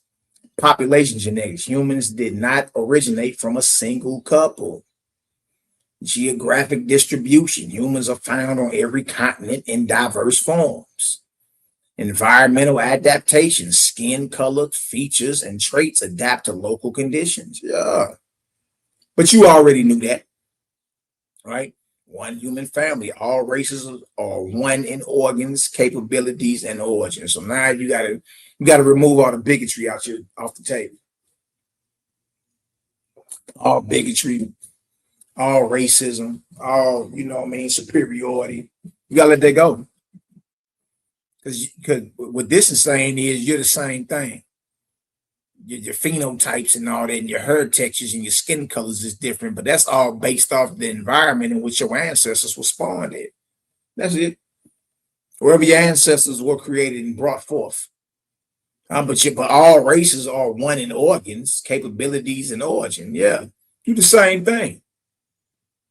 Yeah, you've been running around here this whole time thinking that you just, the big muckety muck. Or the groovy guru or something. Go sit down somewhere. You ain't no better or no less. You ain't no better, no worse off than the next man, woman, and child, no matter where they at in this earth. How about that? How about that? Owaski returns to the question of human color in the book of Cosmogony and Prophecy, chapter 5. It says the creator, look at it, the creator colored the skins of mortals. Woof. The creator colored the skins of mortals according to their surroundings. Some light, some dark, and some red or yellow or copper color. Y'all see that? See what that said? That makes sense, don't it? Look at that again. That should make all the sense in the world to you. What are we talking about here? What are we talking about heads? Look at that. You go arguing about if you got enough melanin or not.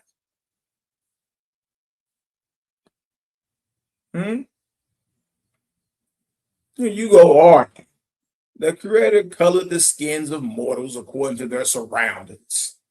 That's it. It's just based off your environment, man. Some light or with less melanin.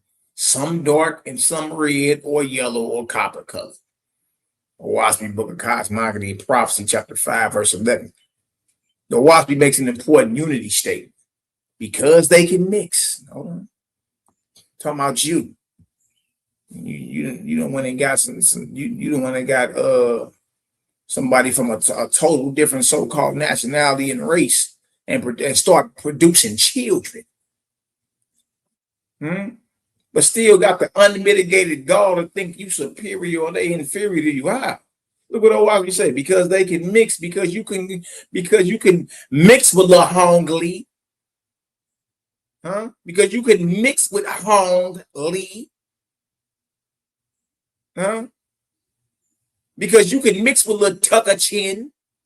because they can mix all the races of man are one and the same in all their organs and capabilities. A Waspi Bible, Book of Cosmogony and Prophecy, chapter 5, verse 13. But you knew that already. Genius, you knew that if you went to Taiwan right now and got with the Tucker Chin, if you got with her right now, and y'all pelvises start colliding in mid-earth, and she became pregnant, you dig, and bore you a child, you dig, that child will come out living, thriving, and grow old in age more than likely. If you wasn't the same thing, you wouldn't be able to reproduce with them. Genius. You can't go reproduce with a Yeti. You can't go reproduce with Sasquatch, or you can't go reproduce with a silverback gorilla. You can't go reproduce with no lion, no tiger, no none of that. But you can, as mankind, travel to different lands and guess what? Commingle and become intimate and what? Reproduce more of mankind. Well, that means you're the same thing then. You're the same in organs and capabilities, Jack. So now it's just time to sit on down somewhere. Now it's time for you to let go of the. Oh, that's a recessive gene. That's recessive. You don't know what the hell you're talking about. Most of these things you repeat are just sound bites you're getting from the so-called findings of these so-called racial scientists. That's it. You got to remember they're funded, so they're paid to either find certain findings or concoct certain findings. That's it. And so at one point it was Charles Darwin evolution, and the Negroido and all this extra madness he talking about. And then in today's time, it's a whole movement based off carbon and melanin. So we're now even on the black side, we like, oh yeah, man, we don't know. See, the white man he was made in a lab, but that's what the Nation of Islam teach. The Nation of Islam teach that the white man was created in a laboratory by a big head scientist named Jacob or Yakub. It's just another way to say Jacob. In a lab. When? Where? How? Who? See, when we get to asking who, what, where, when, why, and how, and you get to run the, shit, I don't know. You don't know what you're talking about then. You know what you're talking about? What you mean? Okay, they was creating a lab. When? Okay. What's the methodology? How? We just showed you methodology. We just showed you CMU and all that. We're showing you method. We're showing you who, what, where, when, why, and how. You can't do that with your theories. You can't do that with your theories. You ain't gonna be able to tell us who, what, where, when, why, and how. You're gonna get to running. I don't know. Yeah. All right. Well, if you don't know, it's time to be quiet then. Time to zip that up. You don't know, right? The Nation of Islam, I don't know if they still teach that, but that's their main talking points. That the white man was created in a damn laboratory somewhere in a petri dish, by a big head scientist named Yakub or Jacob. And Nick Rose just get the seal clapping. They ain't gave you no methodology. What the hell you mean in a lab? What lab? How many years ago? It was modern stethoscopes and telescopes and that deal. And what the hell you mean? It was petri dishes and syringes and what you mean created in a lab? What, like Frankenstein? Like, what are you saying? And then whatever the hell happened, this Yakub, the big head scientist, shit, white people been able to reproduce and not only reproduce amongst themselves, but reproduce amongst other so-called nations in the earth after their creation in a lab. How the hell is that possible? Yeah, a lot of this stuff don't make sense when you get to asking who, what, where, when, why, and how. When you get to asking that, and if you don't know that, you shouldn't even be teaching no topic or no subject. If you don't know the who, what, where, when, why, and how, you're not thoroughly studied on it. You know what I mean? If you missing some of those, then this is like, well, dang, maybe this theory falls flat on its face. How about that? Nah, because they can mix all the races of man, all one and the same, in all their organs and capabilities. If y'all understand that, there's no reason for the white man or the black man or the Chinese man or the Cambodian or the Nova Scotian, or hell, if you live in Alaska or Antarctica, there's no reason for nobody to walk around here puffed up as if everybody else comes from them and everybody else is inferior. Stop it. Stop it. You only look the way you look based off where your ancestors were seeded and spawned at when man was created simultaneously in millions of pairs all over this earth at the same time. That's why you look the way you look. It's based off the environment you were spawned in. That's it. But that don't mean you're not mankind, though. And that don't mean you was made in a damn lab somewhere. That's that Charles Darwinian, you know what I mean, situation. The black folks come from silverback gorillas. The planet of the apes. Well, meanwhile, you can't even go lay with no gorilla and produce no child. See? Creation is showing you something different than what science is saying. And if that's the case, you got to go with creation, because creation is made by whom? Created by whom? You already know the answer. Look at it. This is easy work, man. Wait. Look at this. That is important because Owaspi's phenotype teaching is not supposed to imply separate human species or unequal human categories. It says color differs by locality and environment, but mankind remains one human family with the same organs and capabilities. That makes sense. And y'all know that makes sense. Yeah, now you can't look down the next man, woman, and child. Makes sense. Here you go being. So what are you mad about? What are you mad about? You already go to the same grocery stores. You already in the same shopping malls, and you already ordering off the same websites. You already doing all this stuff. So what are you telling me? You're going shopping with a damn beast? You in the same restaurants as them and all that. So what are you saying? This is where Owaspy strongly lines up with modern anthropology better than many older religious racial myths. Modern biology likewise sees visible traits such as skin pigmentation as adaptive variation within one human species, not evidence of separate creations or unequal humankind. Yeah. Y'all all the same thing, man. All the same thing. And that should make a lot of y'all feel better, to get that weight of that bigotry up off your shoulders. You feel me? How about we all were spawned at the same time in different localities and millions of pairs all over this earth, man? Quickening the life by the ever presence of the creative spirit. How about that? Why that just can't be the answer? Huh? Why I gotta be all black folks come from silverback gorillas?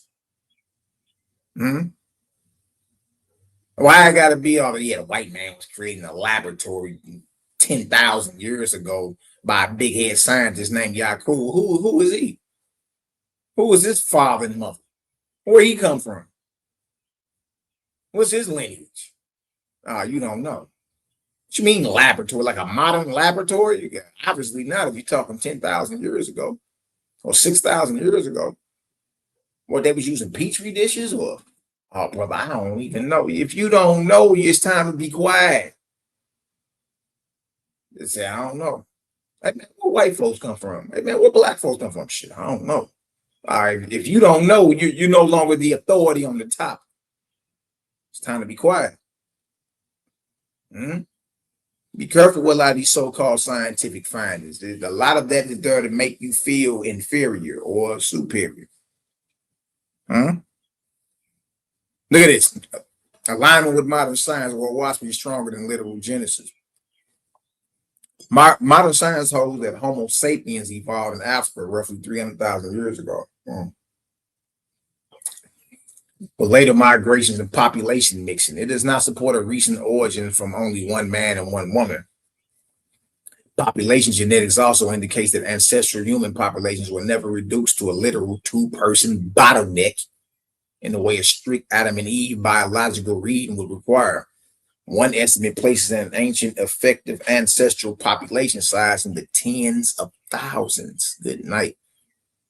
So in population methodology, a WASP is superior to a literal Genesis model because it says mankind arose in large numbers, not from one isolated couple. Its phrase, hundreds, thousands, and millions, is much closer to the modern idea that humanity emerges through populations, not through a single pair. A WASP is also strong on phenotype. Modern research connects human skin pigmentation to ultraviolet radiation. Hold on. Modern research.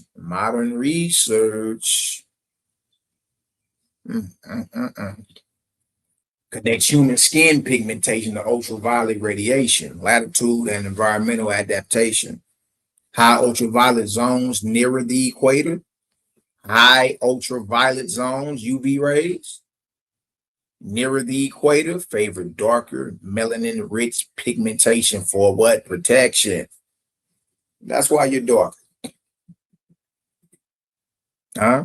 High ultraviolet zones in the earth near the equator favor darker, melanin-rich pigmentation for what, y'all? Protection.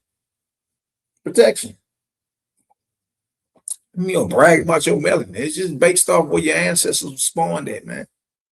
And being you were spawned in a radiation zone, an ultraviolet, a radiation zone that's high in ultraviolet rays, you have darker skin. But that darker skin is for your protection. See? While lower ultraviolet regions favor lighter pigmentation. Dealing with, those who you call today, some may call them European or so-called quote unquote white man or whatever. It just means the ultraviolet zone in which you was born in was either strong or wasn't strong. It was heavy or it was light. It was strong or it was weak. That's why your skin is darker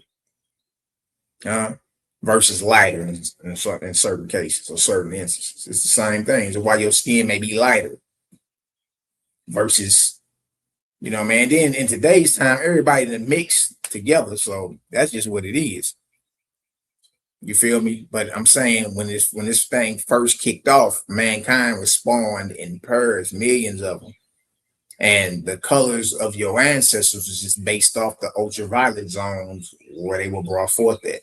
Closer to the equator favors darker skin. Further away from the equator favors lighter skin. Right? If y'all understand that, drop a 4,000 in the chat. It's easy to understand. This stuff ain't hard. This stuff ain't hard at all. It ain't hard, man. You just got to remove the ego.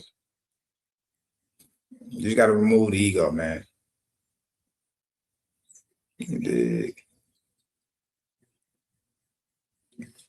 Pelvises colliding in mid-air.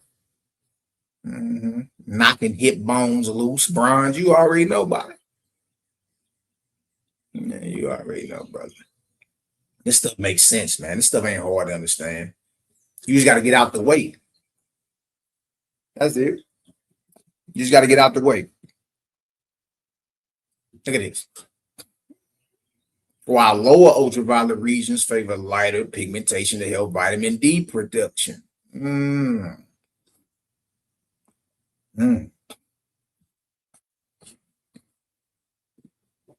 Owaspi's statement that human color was quickened according to respective places, light and dwelling places, is strikingly closer to that environmental model than Genesis, which gives no geographic or climatic explanation for human variation. Oh, wait. Here you go bragging about it. No, it's the melanin. No, it's the melanin. It turns your melanin into a deity, God. It's like, bro, look, you only got darker skin based off your ancestors and where they were spawned at. That's it, man. That's it. There ain't no reason for you to walk to glide in the room like you the groovy guru. You better than the next man, woman, and child. You're not. You're not. You're not. You're the same thing. And if you wasn't the same thing, you wouldn't be able to go have children with each other. You wouldn't be able to. And deep down, you know this. Owaspi's critique of the Genesis style doctrine. Owaspi also contains an internal polemic against the Genesis-like creation formula. In the Book of Wars against Jehovah, Owaspi places language similar to Genesis. Let us make man. Dominion, be fruitful and multiply, in the mouth of Darius, a who? A false god. Heavenly ruler. Your whole Genesis story. From creation to the Garden of Eden to the flood narrative to the Cain and Abel situation, Abraham with his many wives, Jacob with his many wives, to Moses murdering and all that. All these are lies concocted by a false god named Anu Hassaj, aka Darius. That's where you get deity from. And he's a false god 6,000 years ago. So back to what Peter was saying. These are lies. I don't believe it. And y'all, the reason they are lies and they're written down by the false pen of the scribes, because the false pen of the scribes are under the inspiration of a false god. So you got to come from somewhere. It ain't like the scribes just woke up and made this stuff up and say, gee whiz, Johnny, think I'm going to make something called Genesis and put two creation stories in it? And and say a woman come from a man rib and the serpent overpowered them and they ate from the forbidden fruit of the tree. And stop it. How about the whole thing is false? You've been arguing over it. People been killed over this, going to war, excommunicated. You done went deep into the Hebrew and the Aramaic and the Greek and try to do geometry to figure this thing out. Y'all, and the whole time you spinning your tires in the mud. Why? Y'all, it's all the invention of a false god and his misfits. This false god is named Anu Hassaj, aka Darius, a deity. His band of misfits include more false gods like the green Osiris in Egypt, Sudga dealing with East India, and Tien dealing with Asia or China. All these false gods were present. That's where you get to let us make man in our image. It was a few of these cats together concocting this story, this whole narrative that you still fight over to this day. So again, Owaski just don't give a different creation account. It critiques the one that you've grown to love. And said, man, that was the concoction of a false god named Anu Hassaj, Darius. See that? This is all the concoction of a false ass god. That's crazy. And that explains why Peter say he don't believe none of it anyway. 2,000 years ago. It don't even line up. You see? Dang, son. Dang, son. All right, look at this right here. Look at this right here. That matters because Owaski does not merely give a different creation story. It reinterprets the Genesis style account as a later theological construction associated with false lordship and earthbound dominion theology. In Owaski's framework, the superior creation account is not the one that makes man lord over animals from a single garden pair, but the one that explains humanity as a mass planetary creation under the Creator's universal law. Ooh, wee, boy. Ooh, wee. The strongest Owaski argument. The strongest argument for Owaski's superiority is this. It's this. Genesis gives a sacred origin story centered on one couple, one garden, one lineage, and divine command. Owaski gives a broader planetary anthropology. Mankind occurs in many places, in vast numbers, with local adaptation and with phenotype connected to light, geography, and environment. That makes Owaspy more compatible with four modern scientific principles. First, human beings arise in populations, not from a single recent couple. Second, phenotype is shaped by environment and ancestry. Third, skin pigmentation strongly correlates with ultraviolet exposure and latitude. Fourth, all humans remain one species with shared biological capacities. Owaspy words are especially direct, not in pairs only, but in hundreds of pairs and thousands and in millions. Book of Jehovah, chapter 5, verse 7. Quicken eyed them in their color, adapted to their dwelling places. Book of Jehovah, chapter 5, verse 8. These two verses alone make Owaspy's account far more intricate than Genesis on the origin of human populations and phenotypic diversity. 9, important correction. Owaspy is not fully modern science. For accuracy, Owaspy should not be presented as if it perfectly matches modern science. Owaspy also says not one living thing created I out of another.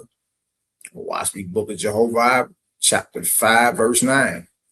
That statement conflicts with biological evolution. Yeah, this right here is not Darwinian evolution, y'all. We're not talking about that.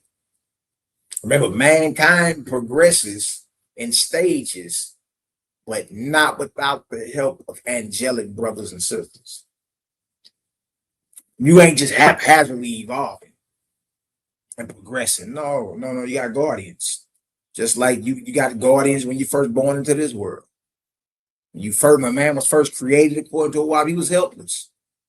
So guess what? He need guardians to show him how to stand upright, how to speak, how to wipe his rear end, how to brush his teeth, how to read, write, he needs what you can call them parents, but they're just guardians, someone to instruct him. So there is no progression of mankind, or if you want to call it evolution, without the assistance of angels. All right. Y'all understand that? Y'all understand that's been a vortex in the chat, man. That statement conflicts with biological evolution because modern science says species share common ancestry and life diversified through evolutionary descent. Modern science also does not accept angelic beings, exactly, taking corporeal bodies as a biological mechanism.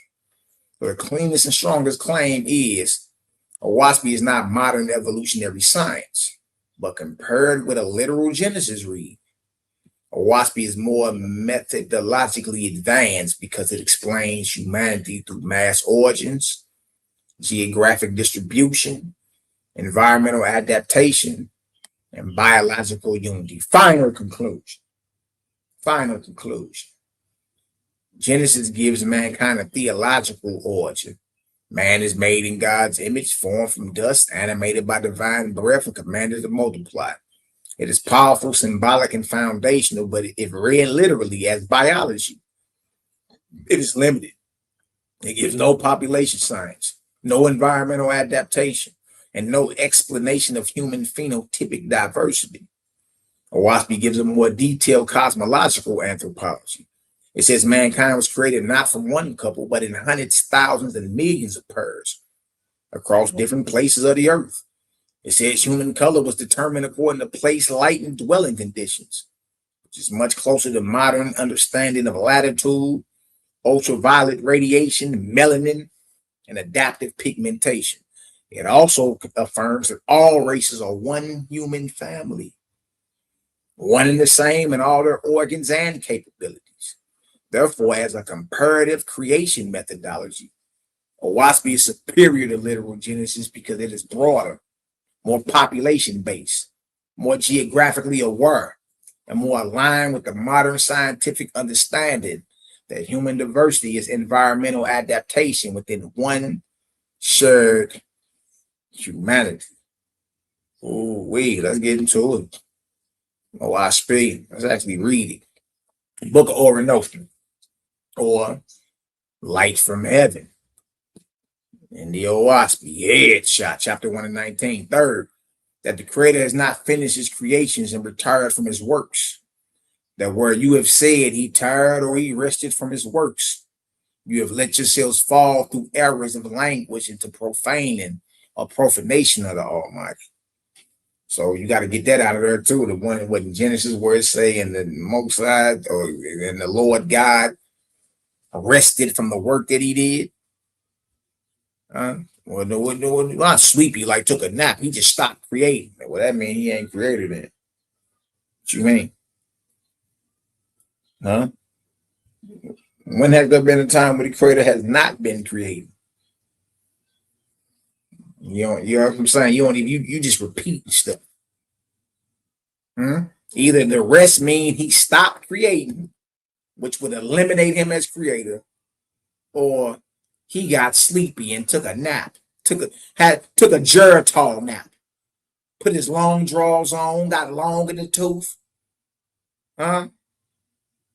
He a little older now. He the ancient of days. He getting old now. He getting a little cold. He got his long drawers on. He getting long in the tooth. He got to take a Geritol nap. No. So either way, it's a problem. And knows what it says. You have let yourselves fall. You let yourselves fall through errors of language and the profaning of the Almighty. Why? But he is also master over all weariness. Creator don't get tired, he don't get sleepy, nor has he stopped creating. For he is also master over all weariness, and is his own everlasting rest and unrest. And this is what, y'all, beyond the comprehension of mortals and angels. The highest raised angel can't fully comprehend Creator. Creator is just so far ahead of all its creation, you can't even stop it. Just stop. So the Creator don't get sleepy. He don't yawn and got morning breath and his bones crack in the morning. And he got to get up and stretch it. Now, this is the Almighty, the all-powerful Creator. He is master over all weariness and is his own everlasting rest and unrest beyond the comprehension of mortals and angels. And he is forever bringing together, and he is forever bringing together, creating, and forever dissolving and dissipating worlds without number. Yeah, because in order to create, you got to destroy. So he's forever doing this, creating and dissipating, creating and dissipating. So the narrative in Genesis that said he stopped and he showed that his work was good. He rested from all his work. Whether you're saying that's him getting sleepy, yawning with morning breath, taking a Geritol nap with long draws on, or whether you saying, oh yeah, man, he just finished creating. He just stopped creating. Either way, you have let yourselves fall through the error of language into profaning the Almighty. For he is his own, he is his own everlasting rest and unrest. And he's forever bringing together and dissipating worlds without end, and he is beyond the comprehension of mortals and angels. 22. Illimitable. Creator is illimitable. Can't put a limit, a boundary on Creator. Illimitable in soul and spirit. Forever quickening into life from his own parts, without loss or waste or lack of space and without hindrance. You ain't stopping, Creator. There is no lack of space because we fill all space in place. And it say without loss or waste, there ain't no waste coming out of him either. Ain't losing nothing either. He is forever quickening into life from his own parts. Without loss or waste or lack of space and without hindrance. Fourth, Jehovah is the soul of all. And that you are like independent what? Atoms. You be talking about atoms. Oh, watch me, 1881. Atoms. Atoms hadn't even been discovered yet, y'all. The closest you got is a corpuscle. The electron wasn't discovered until like the 1890s or something like that. Early 1900s. This deal talking about atoms before atoms were even discovered. That's just okay. How then can any man say, behold, my people are the chosen of the Almighty? He has singled out my people to go forth and redeem the world. Yeah, how could you? Especially once you know that mankind was created at the same time all over this earth simultaneously in millions of pairs. How then can any man say, behold, my people are the chosen? Huh? Hmm? He has singled out my people to go forth and redeem the world. 25. I proclaim, hmm? I proclaim all people his people. Ooh, I know some of y'all mad at that one, boy. Hmm? I proclaim all people his people. And I say also, go forth and redeem the world. Huh?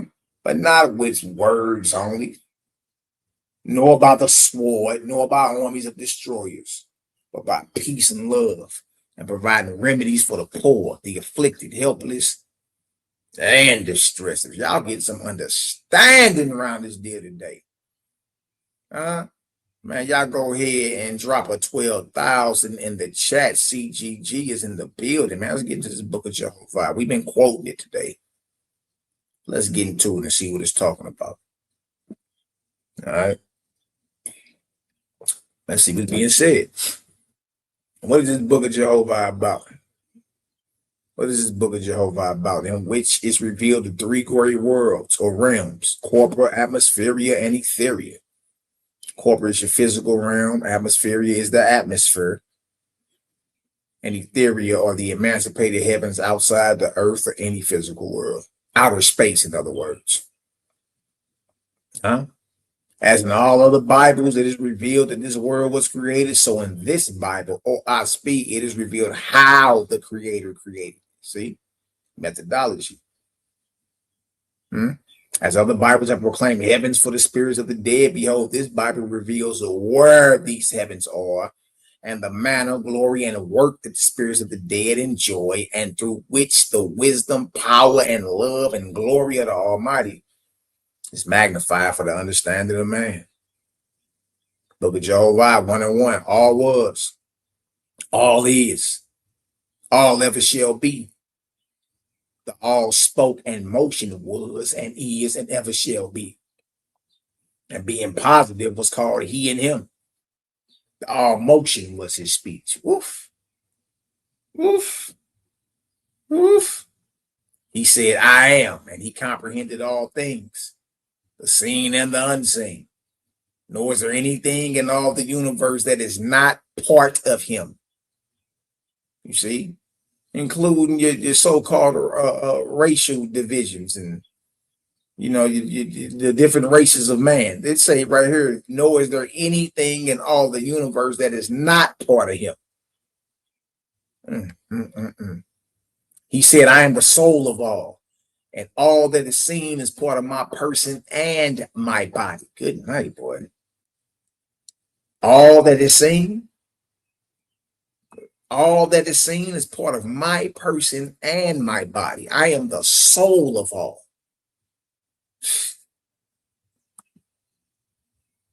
Think about whatever you can see. And all that is seen is part of my person and my body. Think about it.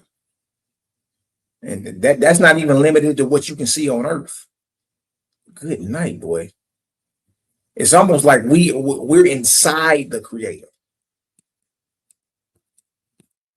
Good night, boy. By virtue of my presence, all things are.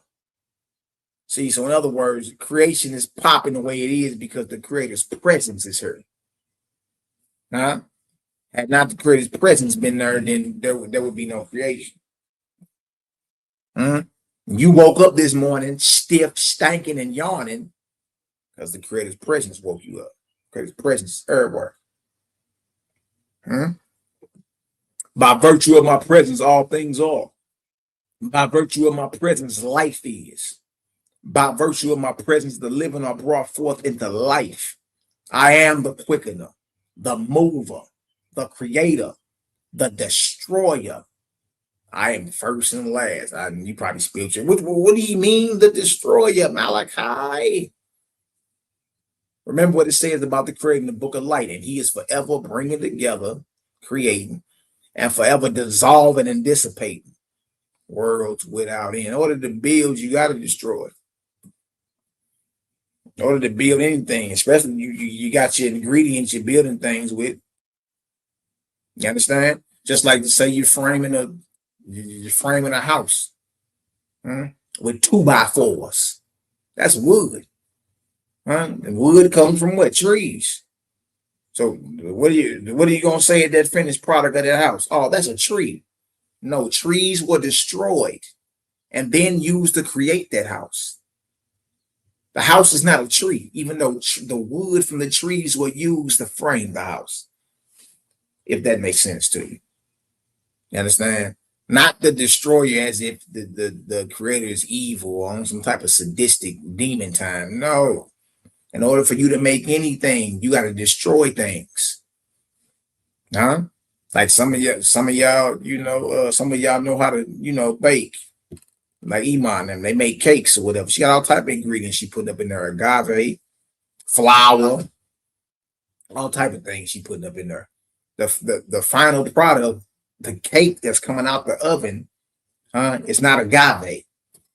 It's not flour of itself. No, agave, flour, and all these things were put into a pot, mixed together, vortex, and then, formed a certain way and then put into the oven to be brought out as a final cake. Things were destroyed in order for you to create this cake. Trees were destroyed in order for you to make this house. You see? And that's how it is. So remember what it says. It says, and he is forever bringing together, creating, and forever dissolving and dissipating worlds without number. It's not hard to understand. Look at this. 1 and 5. I am two apparent entities. Nevertheless, I am only one. These entities are the unseen, which is potent. Potent means strong. Omnipotent, all powerful. And the seen, which is of itself impotent and called corporal. With these two entities and likeness of myself through them, I made all the living. I made all the living. You heard this? With these two entities, the unseen realm and the seen realm, the physical world and the spiritual world, with these two entities and likeness of myself through them, I made all the living. Whereas the life is the potent part, so the corporeal part is the impotent part. Chief over all that live on the earth, I made man. Male and female, I made them. So that man could distinguish me, I commanded him to give me a name. By virtue of my presence, I commanded him. And man did not name me after anything in heaven or on the earth. In obedience to my will, he named me after the sounds the wind utters. And he said, F-O-I or F-O-E, which is now pronounced Jehovah or Jehovah. And it's written thus, based off the sounds that the wind utters. Good night. Let's get into chapter 5, book of Jehovah. Look at this. Man perceived the magnitude and glory of the physical worlds. He said, how shall I speak of your great works, O Creator, and of your wisdom and power? Shall I open my mouth before you? I look upon your countless stars, suns, and moons spread out over the heavens, the millions of years you have rolled them on in the never-ending firmament, processions in and out, round about of mighty worlds by your breath going forth. Oh, you are highest. How can I hide my insignificance? How can I create the smallest thing alive, nor change the color of a hair on my head? What am I that you have seen me? Tell me, oh my Creator, where did life come from? This unseen within me that is conscious of being. Tell me how all the living came into life. The Creator heard the words of man, and he answered him, saying, let a sign be given to man so that he may comprehend who? See mode. And so Jehovah caused the jellyfish and the green scum of water to be permanently coming forth in all ages, so that man can understand the age of Simu, when the earth and the shores by the water and the waters also were covered over with commingled atmosphere and corporeal substance. This stuff was rained down on the earth. This substance was called Simu, because by his presence, Jehovah quickened it into life. And in that way, He made all the living, both the vegetable and animal worlds. Good night, boy. We all come out of that. All your animals, man, and even your plants, the vegetable kingdom, all your herbs and all that, all those come out of this same primordial substance called SEMO. And then because of the creator's presence, all the diversity comes out from your plants to your animals to mankind, and with different phenotypes and skin colors and hair textures. And man, that's tight. That's tight. Because Jehovah quickened it into life, and in that way, he made all the living, both the vegetable and animal worlds. Not that SEMO is jellyfish or the green scum of water, for in this day the earth does not produce SEMO abundantly. Nevertheless, the jellyfish and the green scum of water are signs of that which was in that day of the earth. Green, pond scum, and jellyfish. So he left a sign for you. So when you're out there, especially on a lake or river or something, you see that green pond scum floating on top of the water. That's just a sign that there used to be an age called SEMO, or the age of planting, in which all life came forth. Mankind, all your animals, and even your herbs. And it's the creator's presence that diversified this and quickened it into life. You dig? And made animals come out in pairs, and humans and mankind come out of millions of pairs. And all your herbs, you know what I mean, that we out here getting on today, and all that come out the same substance. See that? Wasp is explaining that HCMO, it's about the shores all over this earth. Commingled earth, air, water, heat, and thick atmosphere, protoplasm-like, colloidal-like substance.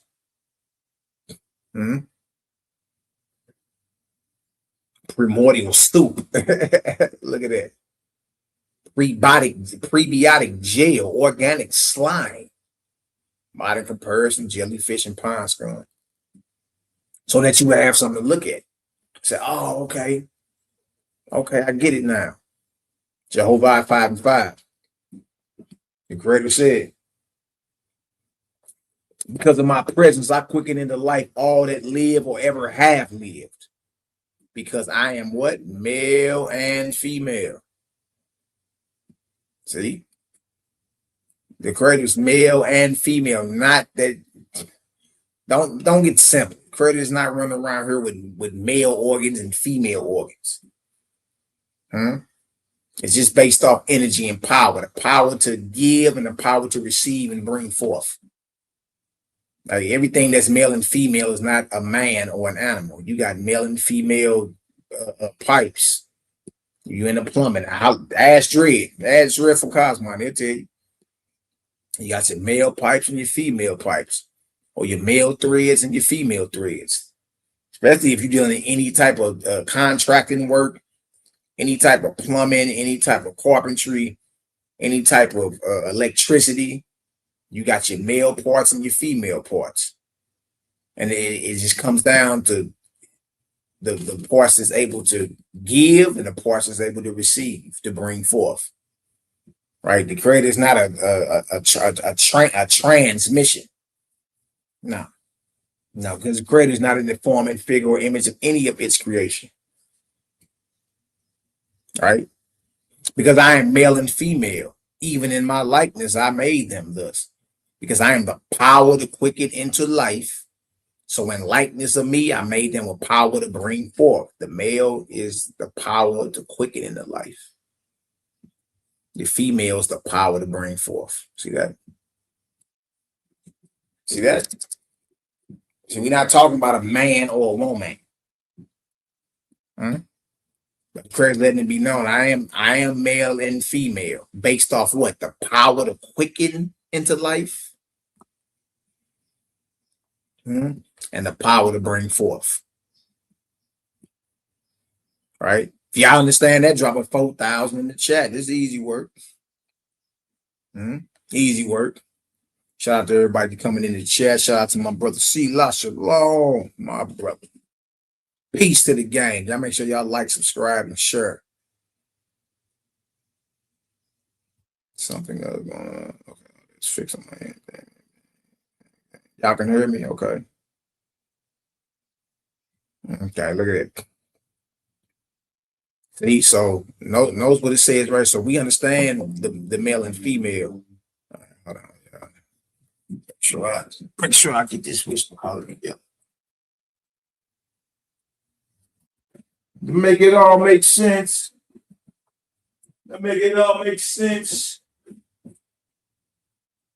It's going down. It's going down early on this Monday, boy. Always some crazy stuff going on.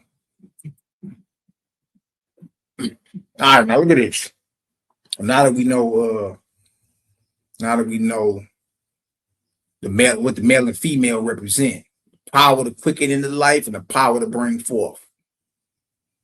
See, so because I am male and female, even in my likeness, I made them thus. Because I am the power to quicken into life, so in likeness of me, I made them with power to bring forth, according to their respective places. This is cold. According to their respective places, I created the living, not in pairs only, but what, y'all? In hundreds of pairs and in thousands and millions of pairs. So it ain't just one Adam and Eve, one couple, like I say in there, one bottleneck couple. No, that ain't what that's about, y'all.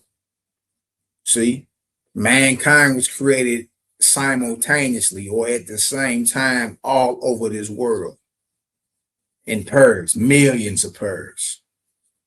And your different phenotypes is based off this right here.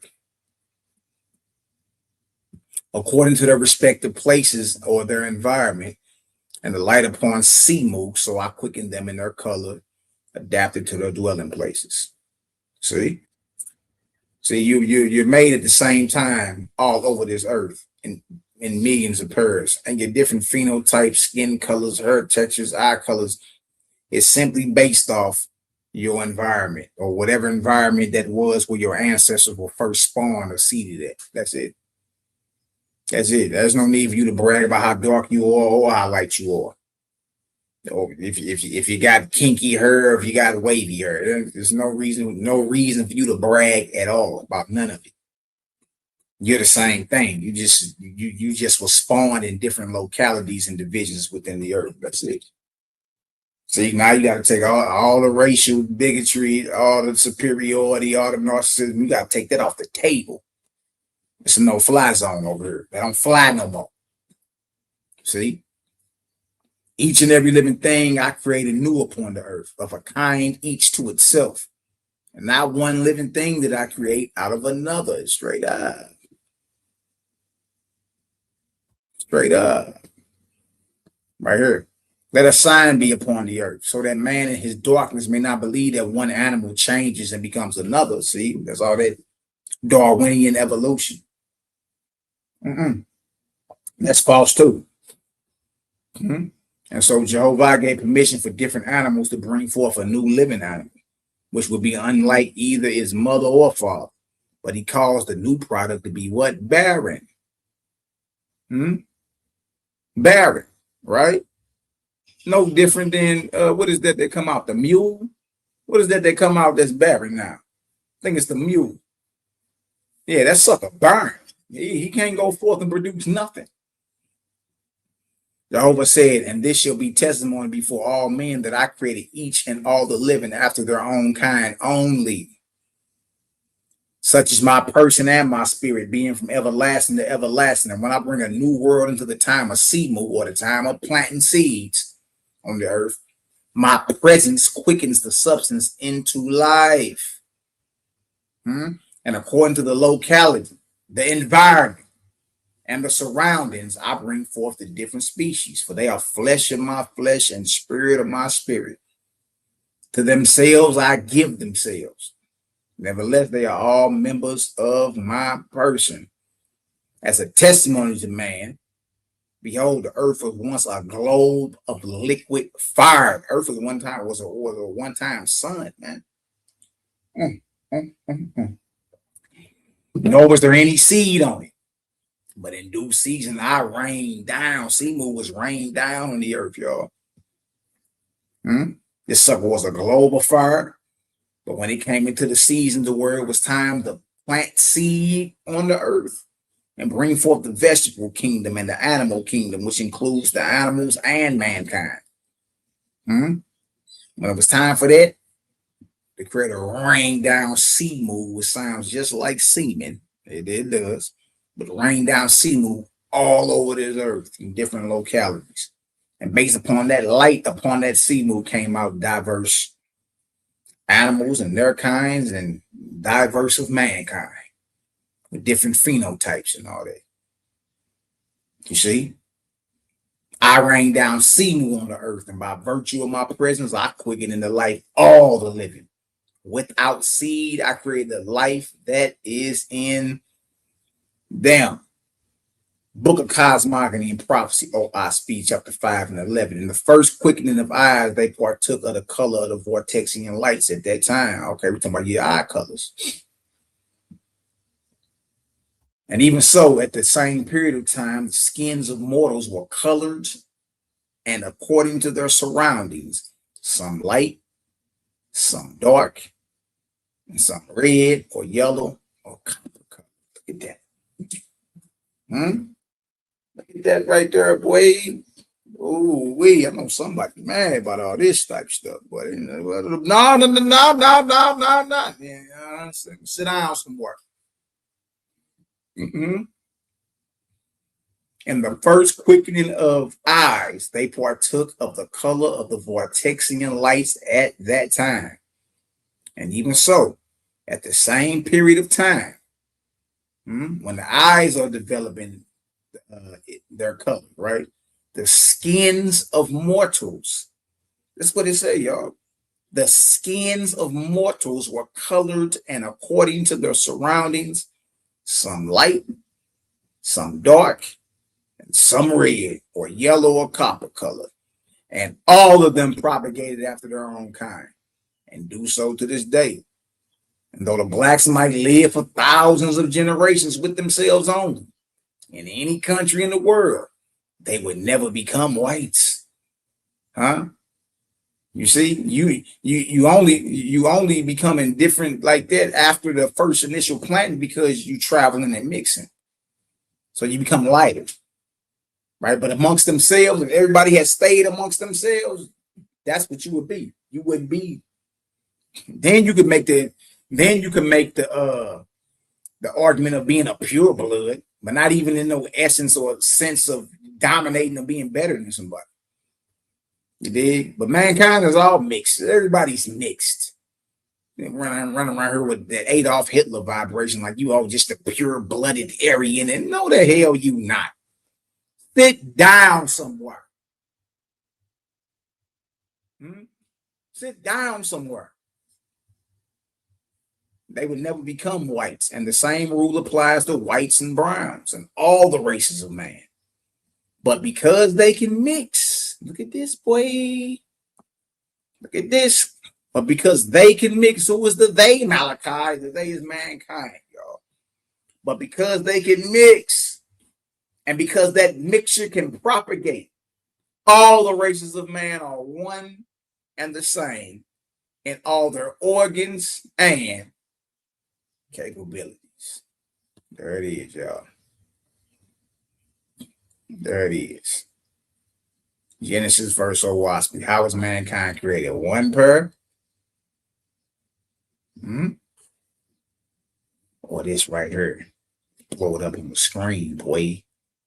Empty the whole magazine, boy. Empty the whole magazine. What are you talking about? Y'all thought we was playing.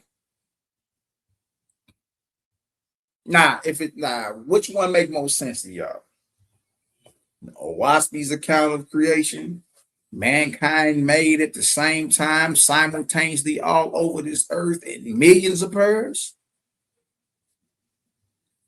or Genesis, mankind created through one man and one woman, with Eve being the mother of all the living. Which one make more sense to you, Owaspy or Genesis? If Owaspy make more sense to you, drop a 1,000 in the chat. If Genesis make more sense to you, drop a 0. Oh wait. Oh wait.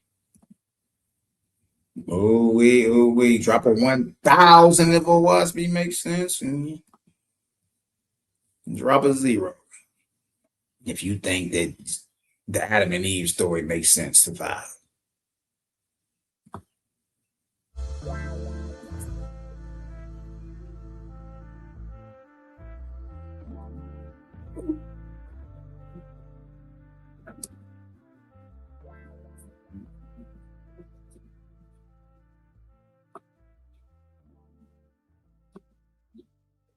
I see thousands in the chat. I see thousands in the chat, baby.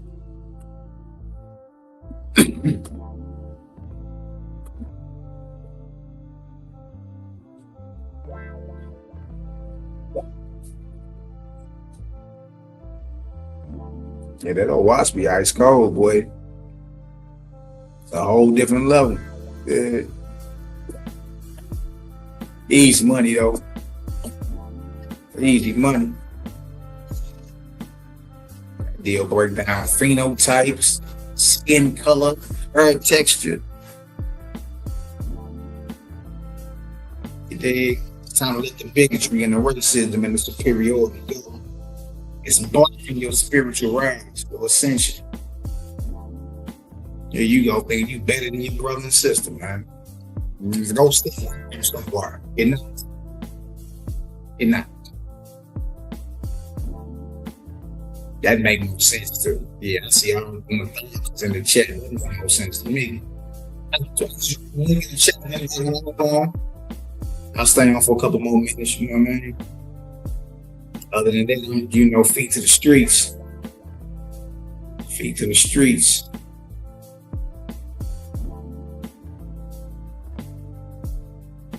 Love, the good stuff in between.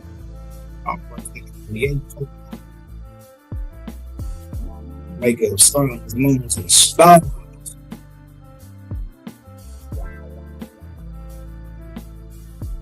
Some of y'all might be at work. It seemed realist, the word family. Y'all make sure y'all go check out your little brother had an interview on the Jesus Way podcast. I got the link at the top of the pin to the top of the chat. I go check it out. You know what I mean? Got on there. Well, they aired it Thursday that just passed, but I had reported it within the Thursday before that.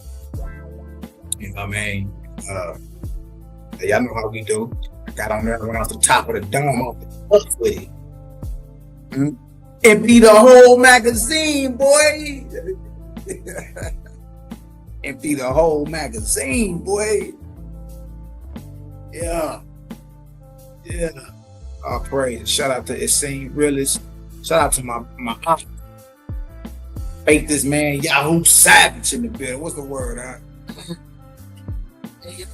What they talking about? Shout out to my brother Elliot.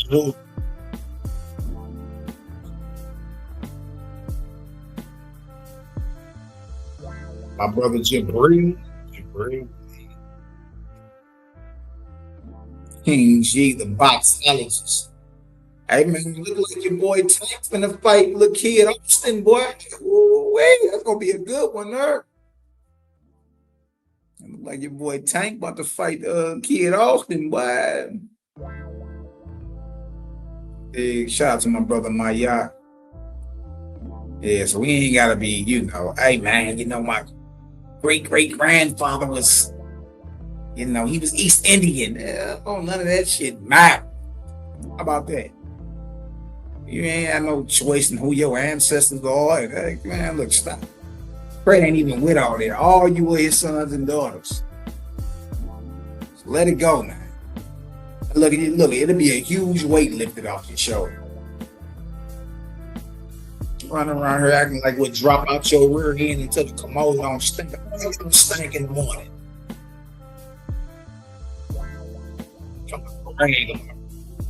How much melanin you have or don't have.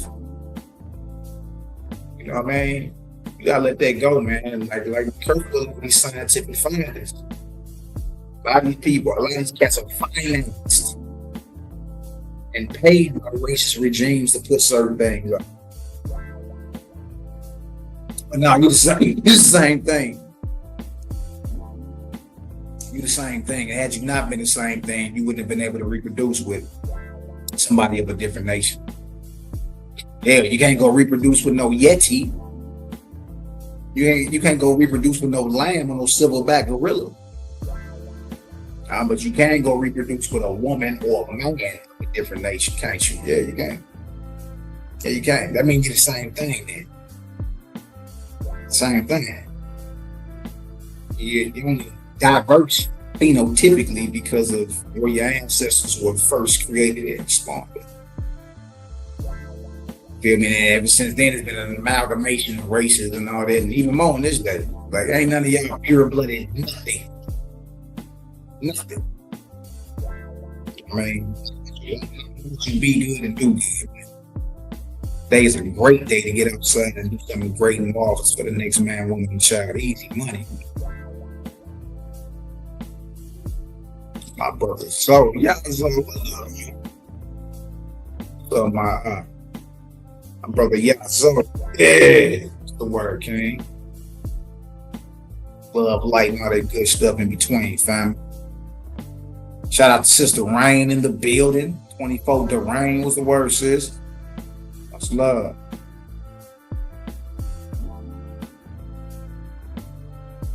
Yeah, y'all go check the Jesus Way podcast out. Pin to the top of the screen or to the chat. Yeah, I got in there and hey, y'all know how I do.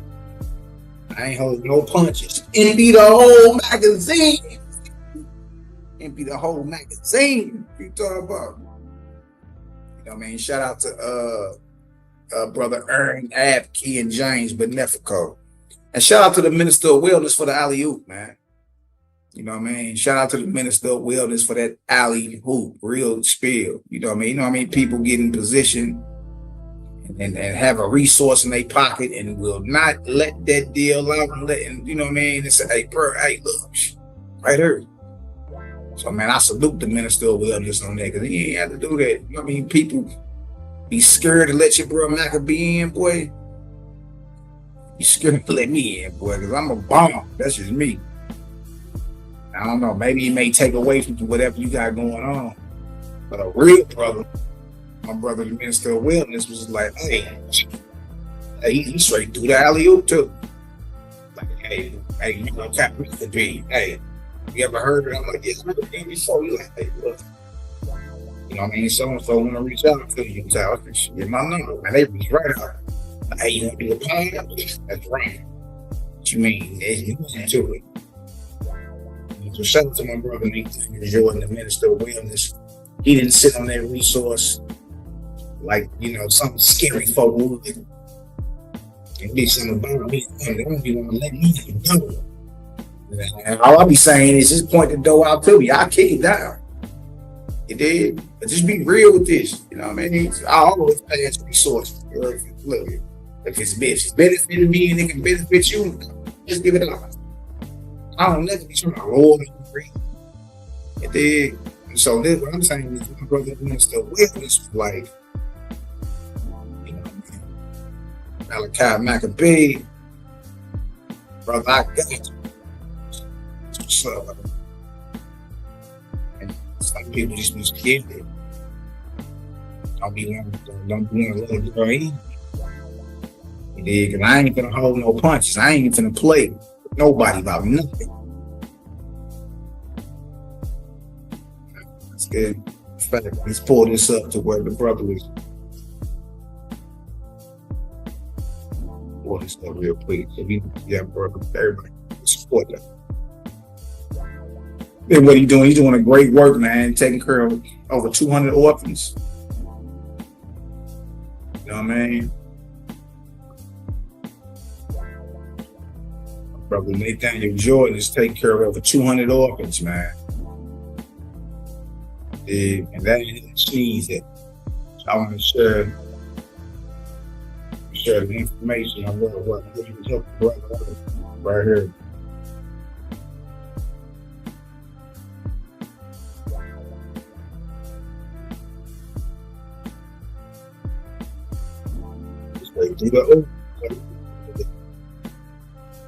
And we want them to be on the stage, boy. For some reason, man, people be spoke like, oh, no, we can't let him in. Man, we can't let the hammer in because shit, he get up in here, he gonna get exposed and everything, yeah, for sure.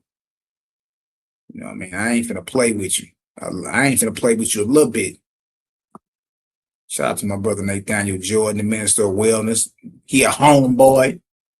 He from the turf. He from the 3-1 flow.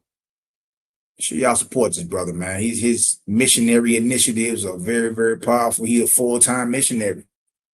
He live amongst them in Kenya. Earlier, it's already 4:51 p.m. and earlier this morning I turned in what we had. I turned in the funds we had, which was $2,900, but we need that last $1,100 for our orphans. That's where we fell short as of today. Man. Today's Sabbath. Today is June. Well, brother, I feel you, boy. It's tight everywhere.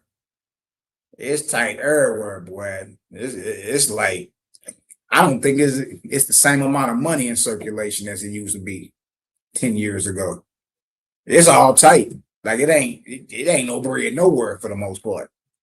You dig? So the little bit that we can come together do to help these brothers and sisters over here, man, starving, living in sheds, aluminum sided sheds in Kenya. And this brother is living amongst them. June the 20th. Today is the day that we care for our orphans. And we fell 1,100 short. So that means we need 11 people tuning in to give $100, or we need 6 people to give 200. And or if you want to cover the whole amount, if you want to take that leap and cover the entire amount, but we have to get that remaining so that once we turn off the broadcast, I can go ahead and submit the rest. So I assured the mother of the home, I told her, I said, I believe that the ever-present creator will touch some hearts so where we can get the rest of the funds in. If not, what happens? Man, the wellness talking about the ever-present creator and all that, man. That's what I'm talking about, bro. Ready gang, what we doing is very, very powerful. You got everybody recognize that the world is making a difference now, or distinguishing between the Almighty, the Creator, the ever-present Creator, and the gods and the lords. Yeah. Shout out to Nathaniel Jordan, the minister of wellness. Is that a great strain is put on me for the rest of the month. That's what happens. But I understand what true salvation is. I know our purpose and mission in life is to serve and to care. But all of these children you see on the screen, these are the orphans of our children's home. We are their parents. These are all of our. See, that a minister of wellness and his staff, they are the sons and daughters of the Creator. They are their guardians. See, they got to be guided and nurtured and taught how to, wash up and brush their teeth and wash their face and, hygiene and all that. It's the same with man. Man's progression, he has not progressed without the assistance of his guardians. You see? Our children. This represents the children that I have been committed to caring for over 2 years now. And I've been actively caring for orphans and feeding the hungry for 3 years, officially. So all the ways to give will be scrolling at the screen. That's where we're at today. Look at them little jokers, man. Look at these little short leggers, man. Now you get a urine drinking bastard like Tazoryak who worships a maniac. You know what I mean? I tell you, he wouldn't even feed these babies, man.